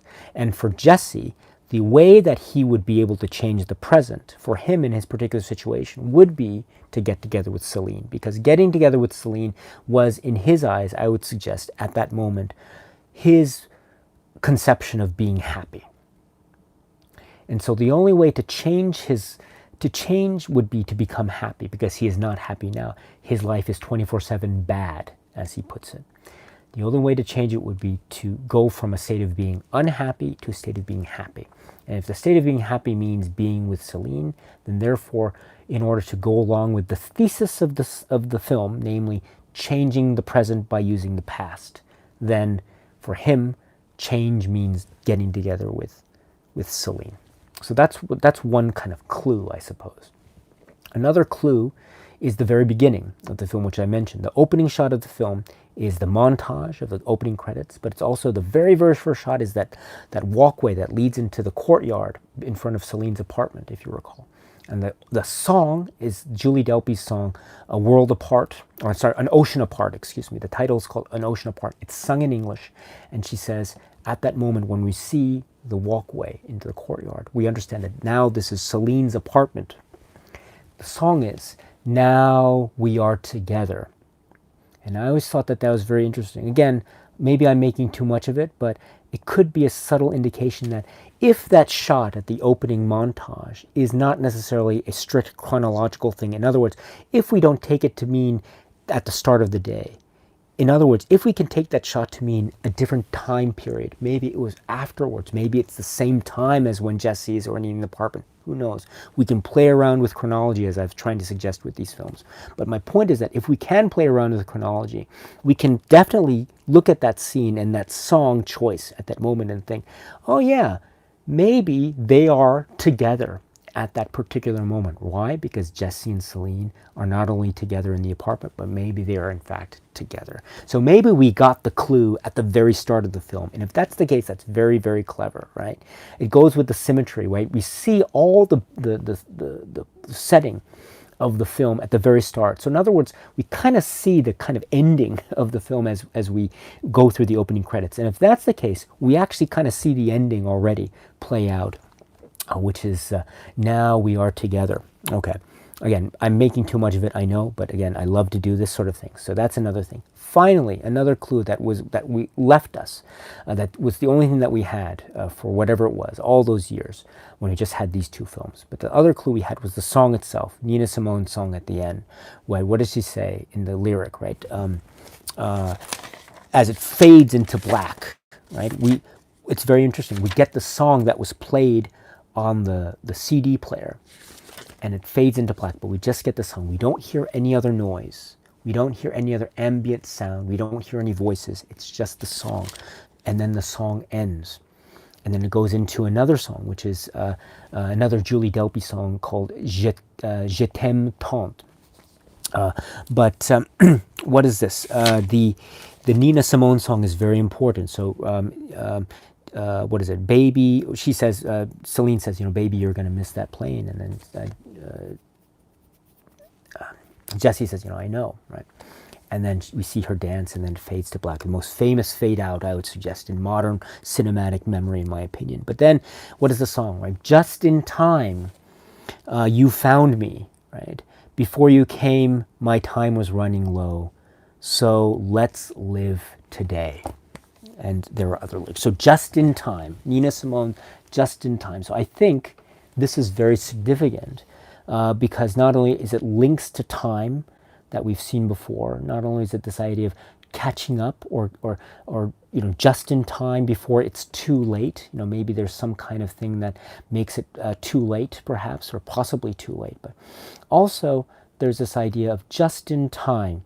In other words, they got together just in time. Who knows? But in any event, all we know is that that's what the song is as we go to the closing credits and the film ends. And that's where we have it. So did they get together? Did they not get together? Not sure. But Whatever it was, they were in the moment. And if we know anything from watching this film or watching the other film, Before Sunrise by Linklater and Company, we know that living the moment is the thesis of these particular films, the affirmation of the moment, whether that affirmation be an optimistic, shiny, youthful one, or whether it be one that's tinged with a sort of sense of a sad melancholy. Whatever the case may be, it's still an affirmation of the moment, and whatever happens next almost doesn't matter. And I think that's what makes that particular ending so very powerful, and it's the perfect encapsulation of the use of time and space to express an emotion and a feeling and a moment, because that's what this all is. These are all moments that we're experiencing. And I think that is the ultimate message. And if that's the case, wow, what a way to end this film before sunset.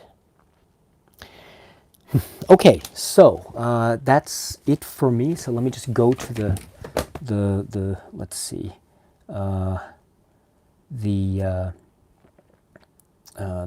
chat, and then we will be on our way. So Mike Eli says, yes, the ending is just perfect. Baby, you're gonna miss that plane. Let's see. I'm just gonna. I'm just, with all due respect, I'll reserve my comments about any other films at the next the next Linklater related live streams, and so I look forward to that as well. So let's see. Yeah, Michael says, yeah, I love how the sunset shows the impact on Jesse on of the last film and the failed planned second meeting. Yes, that's true. And he has all these visions, seeing her in New York, and what is it? He saw her on the corner of 13th and Broadway, folding up an umbrella, going into a deli, and she says, I lived on 11th and Broadway. Incidentally, when I was living in New York, I was living in the similar area, a very, very small apartment, but I was still living in that similar area. So I'd like to think, but anyway. I don't think my fortune was as good to have been able to run into the likes of anyone like Celine or Jesse, but I would like to think that perhaps it could have been possible in a different life or a different parallel universe. But anyway, oh well, c'est la vie. Let's see. I'm sorry, scrolling down. The Movie Brothers is here. Hello. Yes, hello, nice to see you. Let's see, Wolfgratz Nathan. Oh, Nathan Jones, Nathan! Hello, it's nice to see you. So hope you are doing well, friend. It's been too long. Love that you're doing this live stream for this film, my favorite of Linklaters. Thank you very much. And, birthday. Oh, yeah, so Nathan Jones, happy birthday. So, wow, May birthdays galore. May birthdays galore. So happy birthday to everyone who has a May birthday, Nathan. Jared, everyone, yes, and yes, happy birthday to everyone who has a birthday outside of May. So let's make it happy birthday to everyone. So anyway, thank you so much. It's nice to see you, Nate. Mr. Liam is here. Hello, my friend. Let's see. Okay, I'm just scrolling down here. Sorry about this.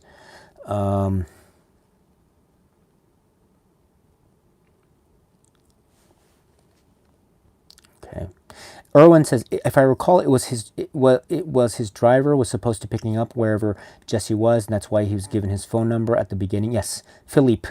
Yes, Philippe. So it doesn't matter what direction you go. Yes, and in fact, the driver part is different, because at that moment they were going to go, instead of going to the bookstore, the driver was going to take them to Celine's apartment, right? So in fact, they were going to go into a different direction. My point of that was that, again, very minor, before the driver came into the picture, they were supposed to go, I think, back to the bookstore. So that's all my point was about that. But by the time the driver came into the picture at Quai Henri IV, the driver was then asked to go to Celine's apartment, right? So that was interesting.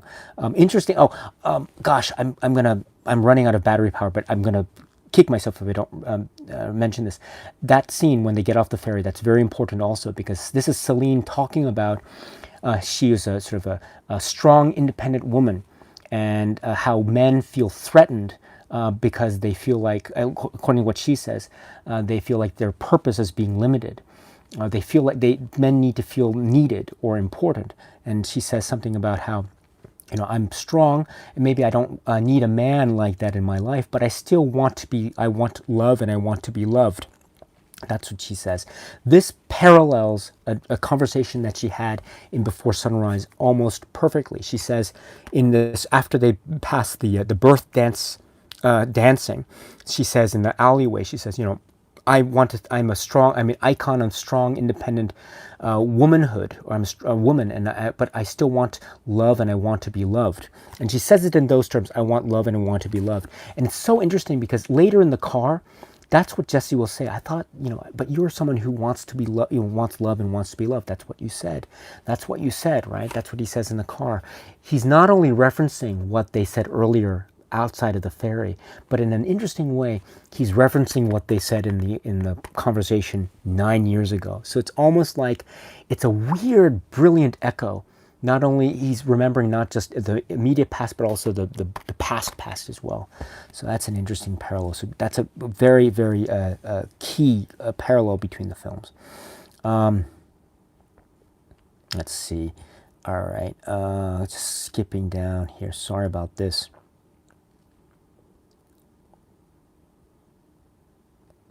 Okay, I'm so sorry about this. Okay, and I think at the end. I am at the end of the chat. Let's see.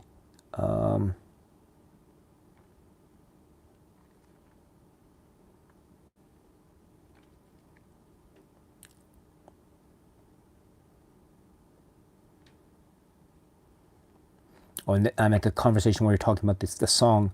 Yes. Okay.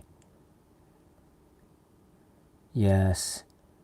Yes, and talking about what happens at the end, right? What happens and once again, I have to stress that, for the longest time, we never really knew what happened at the end, but it really almost didn't matter. It didn't matter because we had the moment of the film, and that was enough sustenance for many of us as the years pass. But as you know, this is not the end of the story, but we will continue our conversation about these characters in another film, which is called Before Midnight, and that will be 2 weeks from now. So 2 weeks from now, we will be talking about Before Midnight. I will make an announcement on this channel about that in due time. And then next week, we will be talking about a film called A Hard Day's Night. So once again, I will make an announcement about that. Also, there is a planned Living Daylights live stream. I don't know exactly when that will be. It will be as soon as possible. And once that is decided, I will let you know. I'm sorry I haven't been able to figure that out sooner, but just certain work responsibilities caught up with me, and so I needed to take care of a few things of that nature. But thank you so much, my dear friends, for joining me on this discussion of Before Sunset. I apologize for taking up most of the time. I hope you can forgive me, but I think this live stream will end, but the conversations don't necessarily have to. So please, keep on having these conversations amongst yourselves. I think they're really wonderful and brilliant. You've brought a lot of great insight and excitement and enthusiasm, and a critical light as well. I'm even people who expressed maybe some critical aspects of this film. Still, it was done with great care and wonderful respect and real thought. So I'm so appreciative of all this. That very, very well done. And Max says a suggestion that you could make a streaming for the whole trilogy to compare the structures of the story or something like that. This will happen in the following. This will happen in the following live stream. So trust me, don't worry. It's all planned. I've already planned it, kind of what's going to happen, because a discussion, as you can tell, a discussion of Before Sunset is in fact entirely dependent, I would suggest, on an understanding and a discussion of the film Before Sunrise. And they go in a kind of order where you can't discuss this without discussing this. You can discuss this on its own.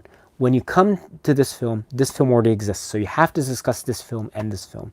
When we get to the third film, we have to discuss the third film in the context of itself, but also in the context of this film and this film. So in that conversation, trust me, you will get, or I will do my best to give you a full trilogy discussion as well, because that is also very important as well. But also the possibility and my own thoughts as to whether or not this will end at a trilogy, or maybe we will continue on with these characters in more films to come. And I actually am very optimistic that we will see more films, and I'll try to discuss my reasoning for that and the possibilities and my guesses as to what those films might be in later in that particular discussion of Before Midnight. But in any event, my friends, that will happen. So don't worry about that. So, but thank you very much for that great suggestion, Max. Really wonderful. And your comments, by the way, Max, were excellent, excellent, excellent, excellent. I agree with you about how the earlier film was much more romantic and maybe in that way much more sort of accessible and fun, perhaps. I don't know if that's the most appropriate word. I know that's not what you're saying, but yeah, I know. I just want to let you know that I know what you meant to say. So even if I have a very poor way of expressing it myself, my friend. So what you have a better way of saying it than I do. So thank you very much, my friend. And so thank you so much for all of you for joining in. And I want to say once again, your support and kindness and friendship mean the world. And I count myself very fortunate and lucky. And so thank you once again. And until we meet again, so once again, take good care of yourselves. Be well, be safe, be happy. And cheers.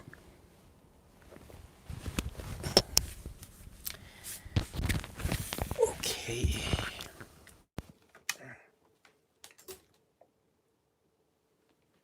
Okay, my friends, thank you. Oh.